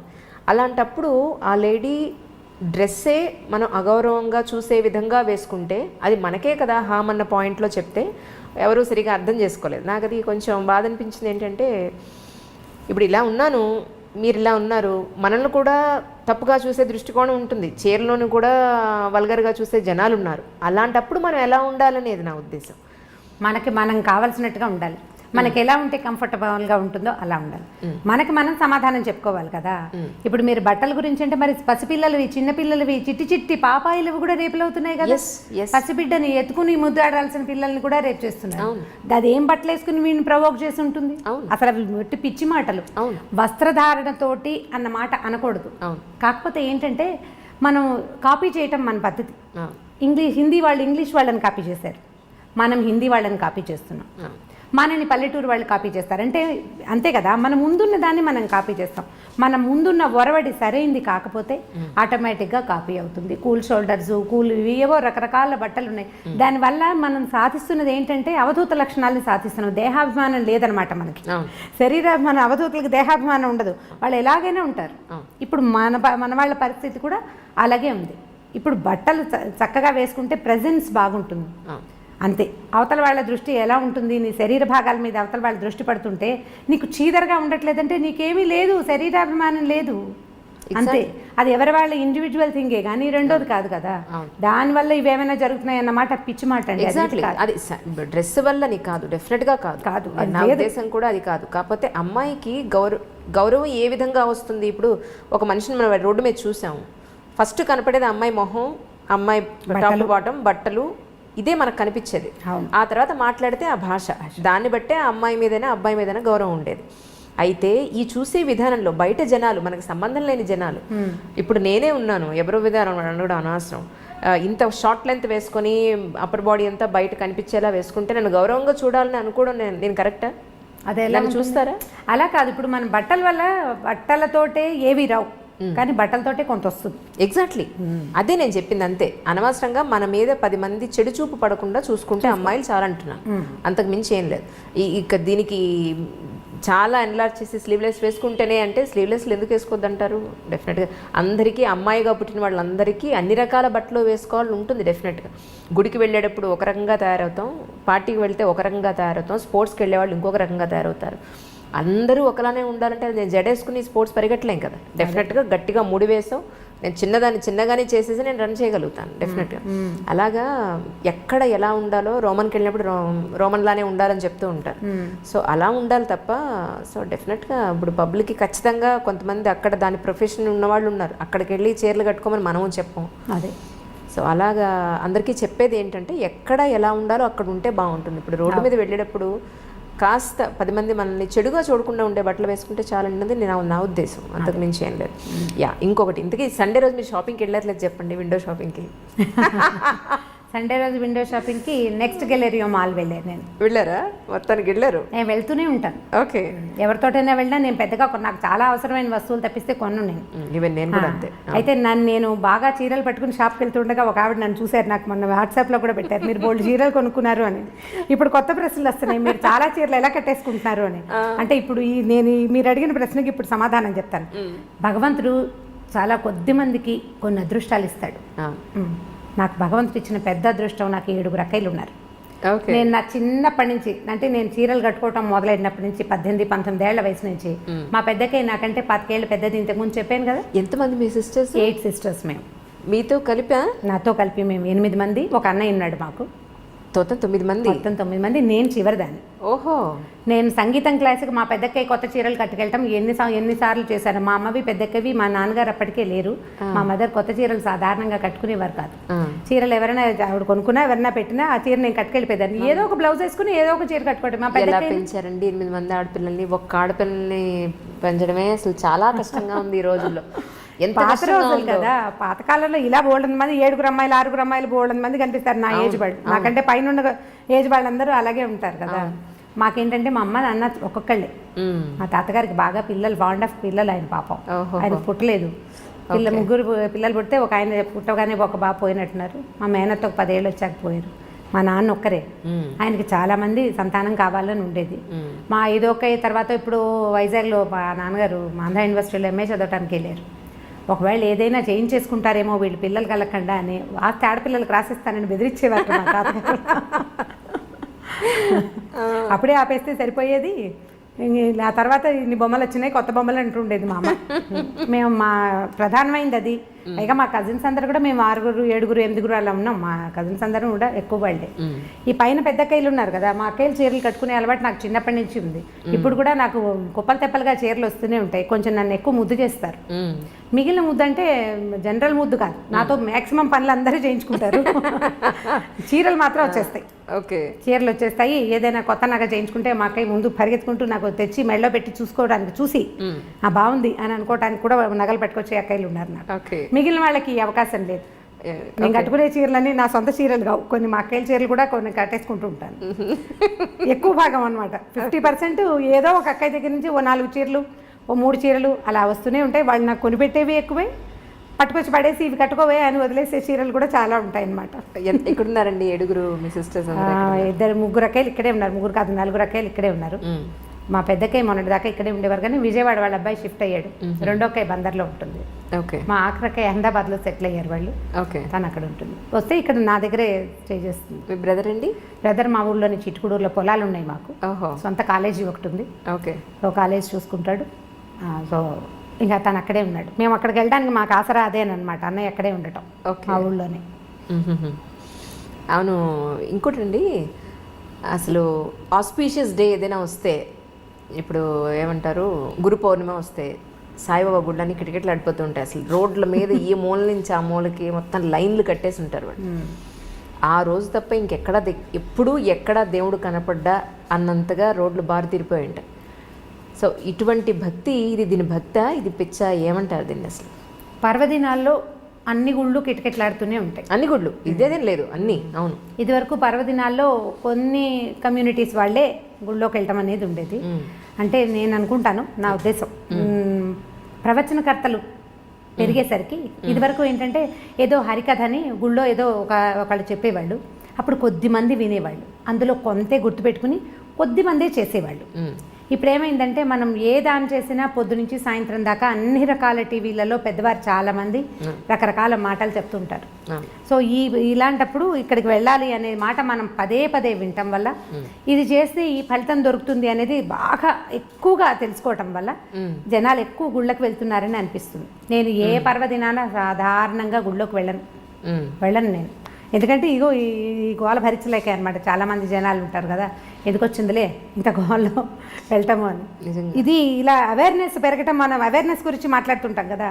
అవేర్నెస్ వేటిలో పెరిగింది, ఆరోగ్యాల పట్ల, తర్వాత ఏమో పొల్యూషన్ గురించి అవేర్నెస్ పెరిగింది, మన నీళ్లు పాలు వాడకం పట్ల ఫలానావి తినచ్చు తినకూడదు ఇవన్నీ అవేర్నెస్లు పెరిగినాయి కదా. ఈ భక్తి అనే అవేర్నెస్ కూడా సోషల్ మీడియా వల్లే ప్రవర్ధమానంగా ఉంది.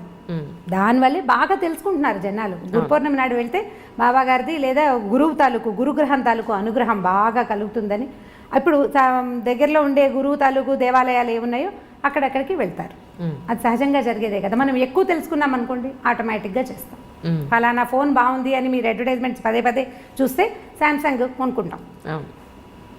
అట్లా అవుతుంది. అందులో అనుమానం ఏం లేదండి. ఎందుకంటే 20 ఏళ్ల క్రితం ఇంత ఉండేది కాదు. 10 ఏళ్ల క్రితం కొంచెం పెరిగింది. ఈ 10 ఏళ్లలో విపరీతంగా పెరిగింది.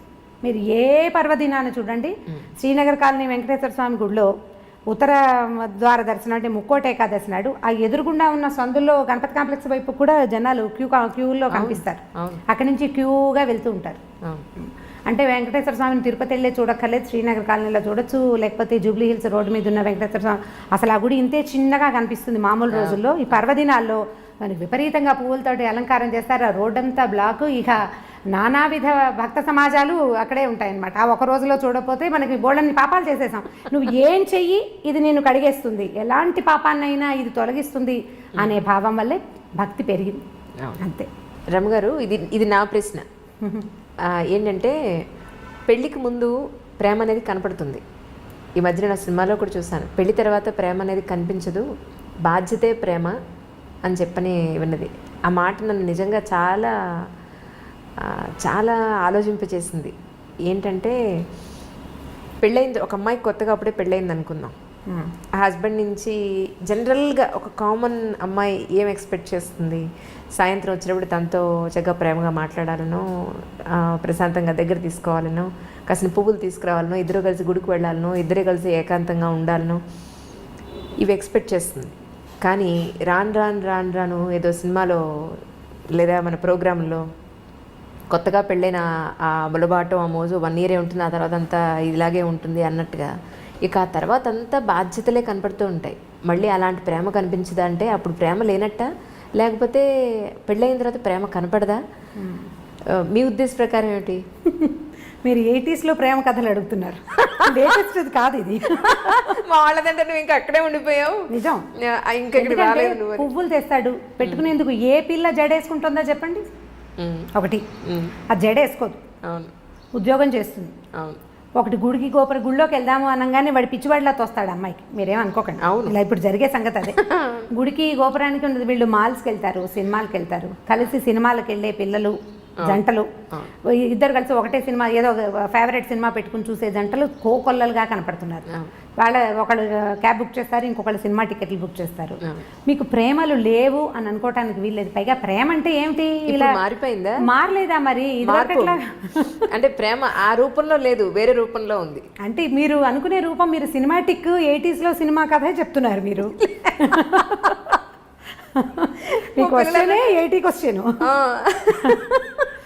ఎవరు చేస్తున్నారు? సరే, ఇప్పుడు ప్రేమలు ఎలా ఉన్నాయి? ఇప్పుడు ప్రేమలు అంటే, ఇప్పుడు మీరు ఒక కుర్రాడు అర్లీగా ఇంటికి రావటం అనేది ఈ రోజుల్లో సాధ్యపడే సంగతి కాదు. వాడి గవర్నమెంట్ జాబ్ ఉండి, గవర్నమెంట్ ఉద్యోగము, పబ్లిక్ సెక్టర్ అంటే ఇప్పుడు అక్కడి నుంచి రావాలి కదా.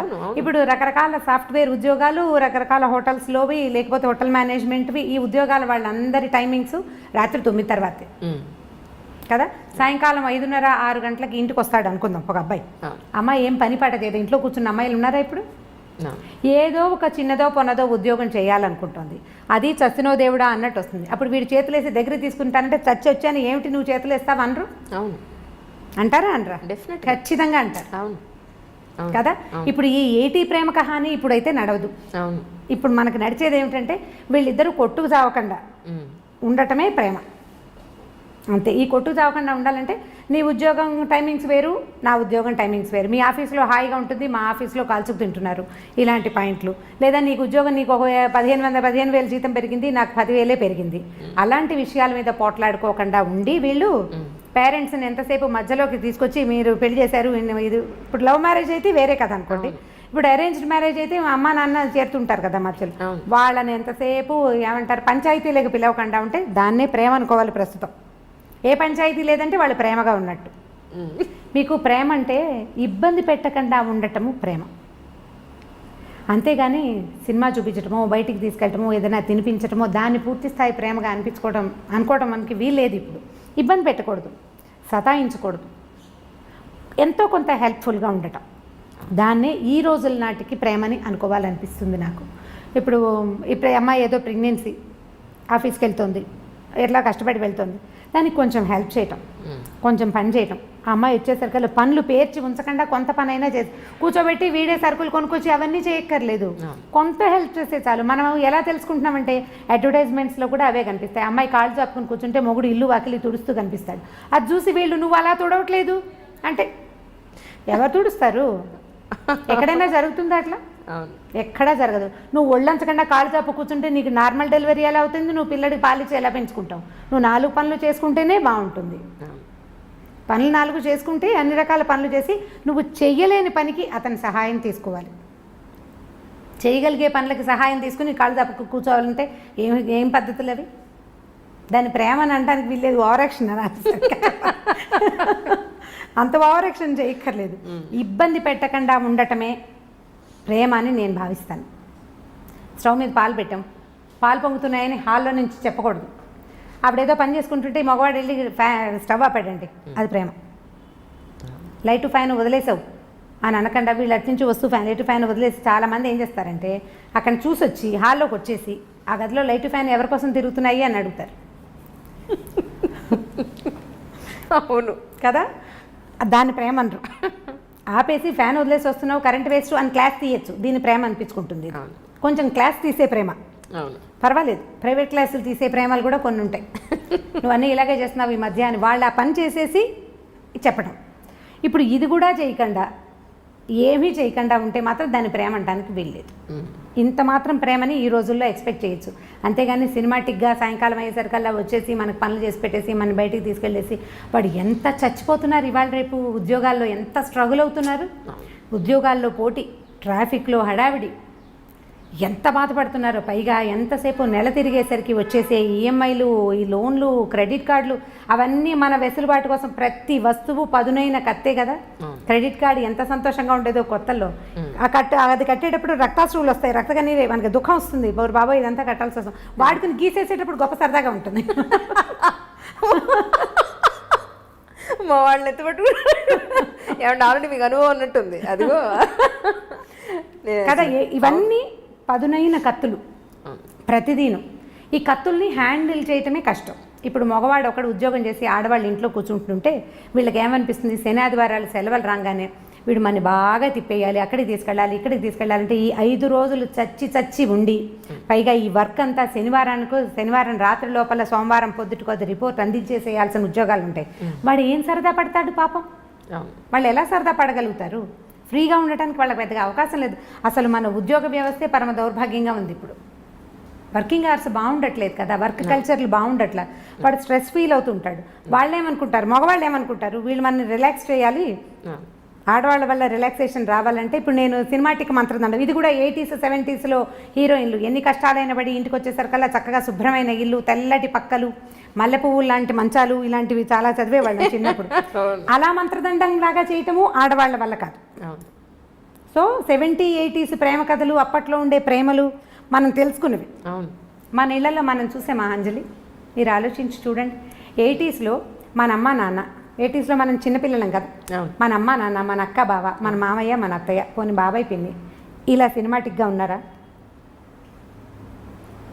ఆలోచించి చూడండి. లేరు. అప్పుడు బాధ్యతలు, పనులు విపరీతంగా, పనే పాట. ఇప్పుడు మనకి ఏమీ లేవు పనులు. మగవాళ్ళకి పనులు తక్కువే, ఆడవాళ్ళకి పనులు తక్కువే. మనకి విపరీతంగా ఉన్నది డ్రైవింగ్, పొల్యూషన్, స్ట్రెస్, ప్రతిదానికి అవే హెచ్చుగా ఉన్నాయి. మరి ఇప్పుడు అప్పట్లో బాధ్యతల వల్ల ప్రేమలు తక్కువగా ఉండేవి, సినిమాటిక్ ప్రేమలు లేవు. ఇప్పుడు స్ట్రెస్ వల్ల సినిమాటిక్ ప్రేమలు తక్కువగా ఉంటున్నాయి. మనం స్ట్రెస్సే ఎక్కువ తీసుకుంటున్నాం. ఇప్పుడు శని ఆదివారాలు ఉన్నాయనుకుందాం మన దగ్గర, పోనీ ఒక ఆదివారం ఉంది, దాన్ని సగం చేసుకోవడానికి ట్రై చేయండి. మనం ప్రేమని కొంచెం సినిమాటిక్గా సాధించగలుగుతాం. సగం చేసుకోవడం, పొద్దున పూట బయట తిరిగి, లేదా ఇప్పుడు బఫే బ్రేక్ఫాస్ట్లు అవి కనపడుతుంటాయి ఊళ్ళల్లో, సిటీలోనే, టౌన్స్లో కూడా ఉన్నాయిలేండి.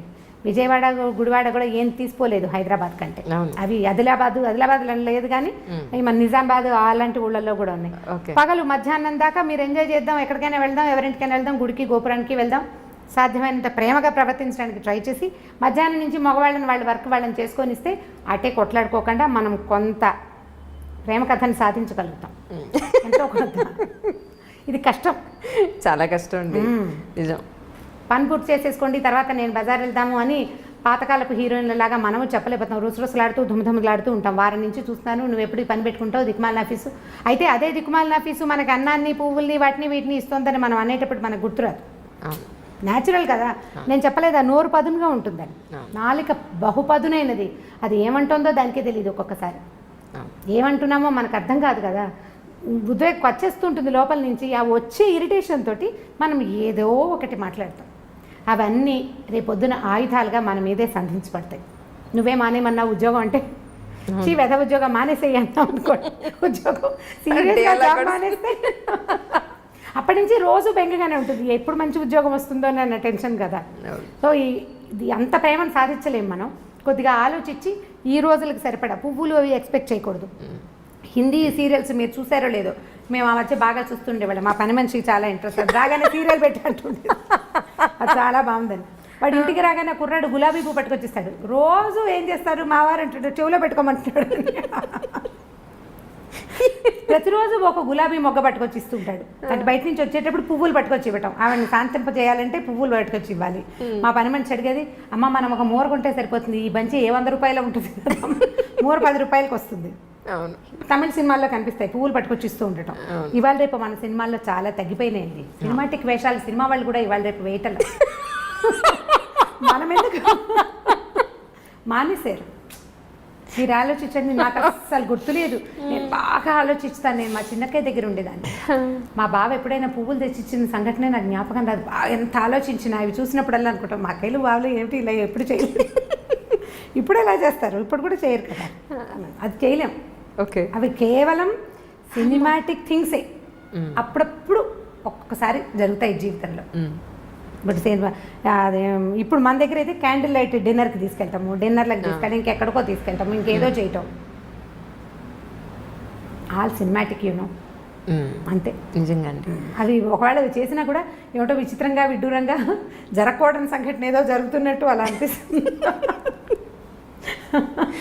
నిజంగా రాము గారు చాలా సంతోషంగా ఉంది. ఏంటంటే ప్రతి మనిషి జీవితంలో వచ్చి వెళ్ళే ప్రతి సంఘటన మనం ఆల్మోస్ట్ పుట్టినప్పటి నుంచి పెళ్ళై వృద్ధాప్యం వరకు అన్నీ మాట్లాడుకున్నాం. ఎన్నో తెలియని విషయాలు. మీరు వృద్ధాప్యం విషయాలు మాట్లాడలేదు. ఇప్పుడు ఉంది. అదొక్కటే ఉంది. అదొక్కటే పెండింగ్ ఉంది. వృద్ధాప్య విషయంలో మాట్లాడాలి. యాక్చువల్లీ పిల్లలు పెద్ద అయిపోయి ఒక కపుల్కి పెళ్ళైన తర్వాత పిల్లలు వాళ్ళ చదువులు వాళ్ళ ఉద్యోగాలు పెళ్ళిళ్ళు అయిపోయి వాళ్ళు వెళ్ళిపోయాక మళ్ళీ అల్టిమేట్గా మిగిలేది ఈ పేరెంట్స్ ఇద్దరే, వైఫ్ అండ్ హస్బెండ్స్ ఇద్దరే. వృద్ధాప్యంలోకి వచ్చేసి ఒక 60-70 ఏళ్ళలోకి ఎంటర్ అయిపోయిన తర్వాత వీళ్ళు ఎక్కడో ఉద్యోగాల నుండి పొరపాటున వీళ్ళ ప్రాణం పుట్టుకుమంటే వాళ్ళు వచ్చేంత వరకు ఉండే ఈ వెయిటింగ్ చాలా బాధగా ఉంది రమ్మగారు. చాలా చాలా అసలు తలుచుకుంటే భయం ఇస్తుంది నిజంగా. రాణపల్లి గారు ఇష్యూలో ఆయన నాకు ఇంటర్వ్యూ ఇస్తాను ఒక 10 రోజుల క్రితమే మాట్లాడాను ఆయనతోటి. ఇంకా చాలా నీరసంగా ఉంది అంజలి, ఇంకొక 10 రోజుల్లో చేద్దాం అన్నారు ఇంటర్వ్యూ. తనికెళ్ళ భరణి గారు అదే అన్నారు. ఆయన చనిపోయారమ్మా, ఇంటర్వ్యూ అవ్వలేదు కదా, చేస్తుంటే మాత్రం నీదే ఆఖరి ఇంటర్వ్యూ అయి ఉండేది. ఇప్పుడు వాళ్ళ అమ్మాయి కోసం ఎదురు చూపులు. ఆయన బాడీని మార్చరీలో పెట్టాం, ఆ అమ్మాయి రావాలి, ఈయన అంత్యక్రియలు జరగాలి అని. ఎన్ని రోజులు వెయిట్ చేస్తారో ఏమో మరి నాకు తెలియదు, కానీ 2 లేదా 3 రోజులు. చాలా బాధగా ఉంది. ఈ అమెరికాలో ఫారిన్ కంట్రీస్లో సెటిల్ అయ్యే పిల్లల పేరెంట్స్ అందరి దుస్థితి అదే.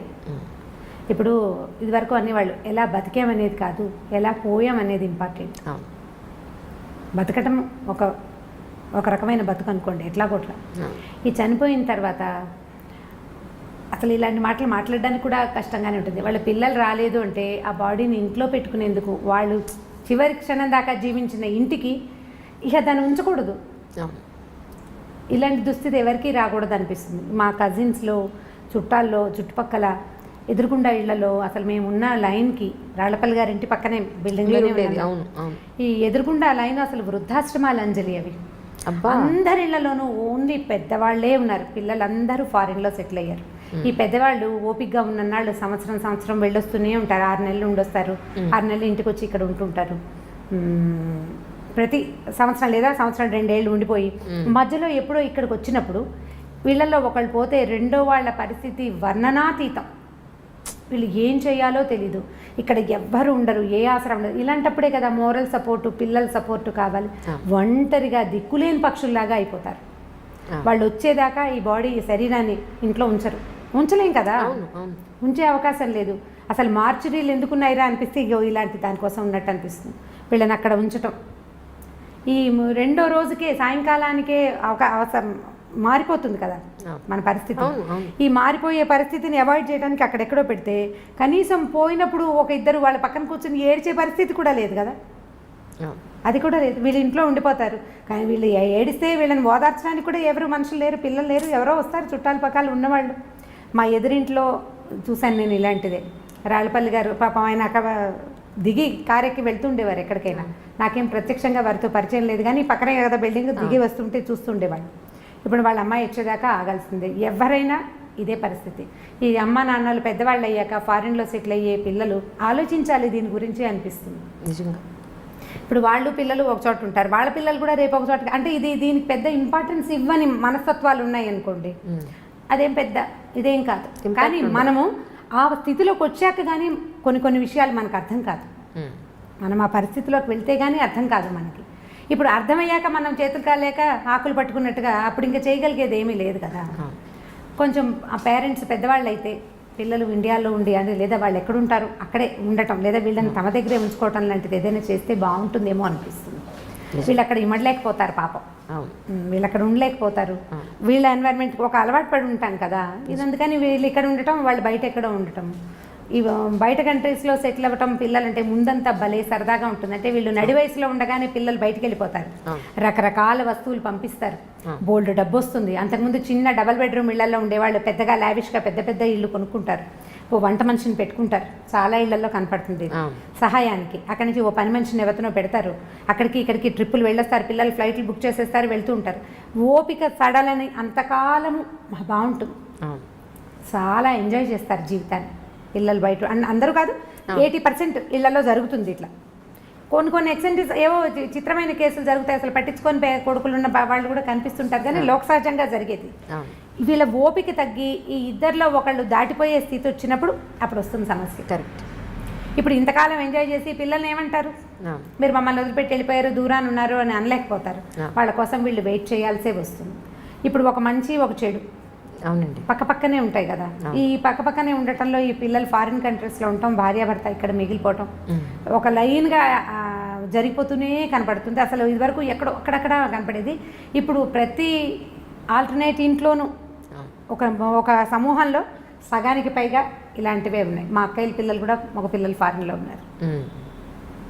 మా పరిస్థితులు కూడా అదే. కొన్నాళ్ళు పోయాక మేము కూడా అదే లైన్లోకి వెళ్తామని అనిపిస్తుంటుంది. మా అక్కయ్యలు పెద్దవాళ్ళు కొంచెం చాదస్తంగా కాస్త ధోరణిగా బిహేవ్ చేస్తే ఓ 10 ఏళ్ళు పోయాక నేను కూడా ఇంతేనేమో అనిపిస్తుంది. 10 ఏళ్ళు అలాగే అవుతాం కదా. ఇప్పుడు మీరు పై వాళ్ళని చూసే అవకాశం లేకపోతే చాలా నేర్చుకోలేము అంజలి. మన ముందు తరాన్ని ఫ్రీక్వెంట్గా చూసే అవకాశం ఉంటే మనం జీవితాన్ని చాలా తెలుసుకోగలుగుతాం, చాలా నేర్చుకుంటాం, ఎక్కువ తెలుస్తుంది. ఇప్పుడు నాకు ఎక్కువ తెలియటానికి కారణం నా ముందున్న తరాలన్నీ నాకు క్లోజ్గా ఉండటమే. నాకు అదొక అదృష్టమే. ఇందులో ఒక చిన్న మైనస్ పాయింట్ ఏంటంటే వాళ్ళ వృద్ధాప్యాన్ని చూస్తూ 10 ఏళ్ల తర్వాత నేను కూడా ఇంతేనని నాకు రోజు గుర్తు వస్తూ ఉంటుంది అన్నమాట. నాకు తెలుస్తూ ఉంటుంది, ఓ 10 ఏళ్ల తర్వాత, ఒక 15 ఏళ్ళ తర్వాత నేను కూడా ఇలాగే అవుతాను, నేను ఇంతకే వెళ్తాను, ఇందులోకే వెళ్తాను. మామూలు జనాలకు ఆ అవకాశం ఉండదు, పెద్దగా తెలుసుకోరు, సరదాగా తిరిగేస్తూ ఉంటారు. ఎవరన్నా పెద్దవాళ్ళు కనిపిస్తే వాళ్ళు సీనియర్ సిటిజన్స్గా తోస్తారు. నాకు సీనియర్ సిటిజన్స్ అనిపించదు, మాకు అక్కయ్యలాగానే తోస్తారు, అదే అలవాటు కదా. వీళ్ళని చూసి వచ్చింది 10 ఏళ్ళు పోయాక. ఇప్పుడు మా అబ్బాయిలే నాకు చెప్తారు, అమ్మ 10 ఏళ్ళు పోయాక నువ్వు విజుబెద్దం లాగా అయిపోతావు, ఇప్పుడే చంపేస్తున్నావు నువ్వు. ఇలా అవుతూ మన జీవితాలు కూడా ఇందులోకి వెళ్ళవలసిందే. మనం తెలుసుకోవాల్సింది ఏంటంటే ఇవాళ యంగ్, ఎనర్జెటిక్గా, శుభ్రంగా, బ్రహ్మాండంగా, చాలా దృఢంతో ఉన్న మనము రేపొద్దున వెళ్ళే దారి మన ముందున్న దారే కానీ కొత్త దారి ఏది కాదు. అసలు సృష్టిలో కొత్తది లేదు, ఏది లేదు. ఇప్పుడు మనం ఒక విశృంఖలమైన ప్రపంచాన్ని చూస్తున్నాం. మనని చూసినప్పుడు మన పేరెంట్స్ కూడా ఇలాగే అనుకున్నారు, ఏమిటో మారిపోతున్నారు పిల్లలని. మన అమ్మా నాన్నలు అంటే ఇప్పుడు మా అమ్మా నాన్నలు చేయలేదు, కానీ సాధారణంగా మన ముందు తరంలో ఉన్న అమ్మా నాన్నలు పల్లెటూళ్ళు వదిలిపెట్టేసి టౌన్లకి వాటికి గవర్నమెంట్ ఉద్యోగాలకి వస్తున్నప్పుడు వాళ్ళ ముందు తరం కూడా అలాగే అనుకుంది. రోజులు మారాయి అన్నమాట ప్రతిసారి ప్రతి తరం తర్వాత పునరావృతం అవుతూనే ఉంటుంది, తిరుగుతూనే ఉంటుంది ఆ మాట. దాని నుంచి మనం తప్పించుకోలేకపోతాం. ఇప్పుడు మరీ పెరిగింది, రేపొద్దున ఇంకా పెరుగుతుంది. పాతదారిని పట్టడం మన వల్ల అవ్వదు, పాతదారిని వదలలేకపోవటం మాత్రం మన వల్ల అవుతుంది. మనం ఏం చేస్తామంటే మనకి బాగా నచ్చిన విషయాలు కొత్తవి తీసేసుకుని మనకు నచ్చనివి పాత రోజులు బాగున్నాయి అని చెప్తూ ఉంటాం. అవును, మనకి ఏది ఇష్టం లేదో ఇదివరకు మేము అలా చేసేవాళ్ళం కాదంటాం, కానీ మనం ఇదివరకు చేయనివి చాలా చాలా చాలా చాలా చాలా చాలా మన జీవితంలో తుడిచేసుకున్న లోపలికి వచ్చేసినాయి అంతే. తలంటి పోసుకోవటం దగ్గర నుంచి ఎక్కడున్నాయి అసలు కుంకుడుకాయలు ఎక్కడున్నాయి చెప్పండి.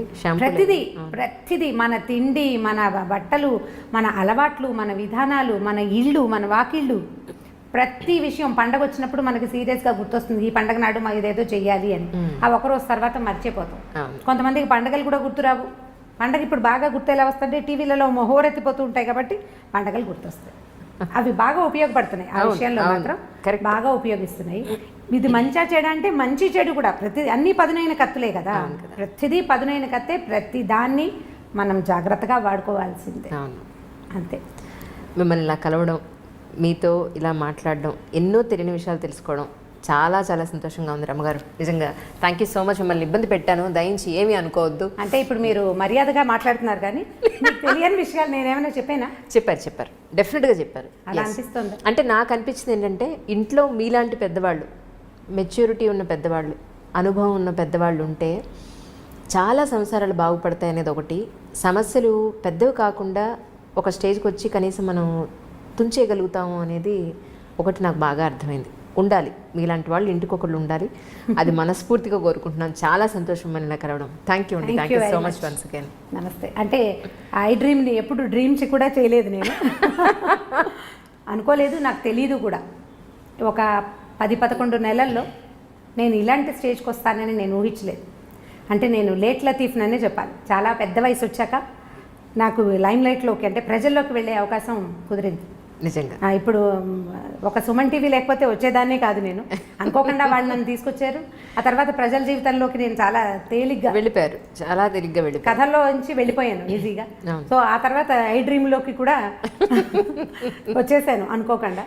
చాలా థ్యాంక్ యూ. మీరు అసలు నన్ను పర్సనల్ ఇంటర్వ్యూ అనే పాయింటే నాకు నచ్చలేదు యాక్చువల్గా. అది నా దగ్గర తెలుసుకోవడానికి ఏమి లేదనిపించింది నాకు. బట్ మీరు నన్ను కన్విన్స్ చేశారు. నేను అదే క్వశ్చన్స్ తోటి. అవును అందుకే నేను అసలు ఒక్కడు కూడా పర్సనల్ క్వశ్చన్ వేయని కారణం కూడా. ఎందుకంటే మీరు అన్న మాట నాకు అర్థమైందంటే పనికొచ్చేది ఏదైనా చేయాలండి అని అన్నారు మీరు. ఎస్, నేను కూడా అదే పాయింట్కి కట్టుబడి అదే ఇప్పుడు అంటే మీరు చేసిన ఈ ఇంటర్వ్యూలో నేను చెప్పిన పాయింట్స్లో ఏవైనా అంటే నేను చెప్పిన ఇవన్నీ నా సొంత అభిప్రాయాలే కదా. వీటిలలో ఏవైనా ఎవరికైనా ఒక్క 4 వాక్యాలైనా ఉపయోగపడితే నేను అదే చాలనుకుంటాను. ఇప్పుడు నేను చెప్పే కథల్లో కూడా నా ఉద్దేశం అదే.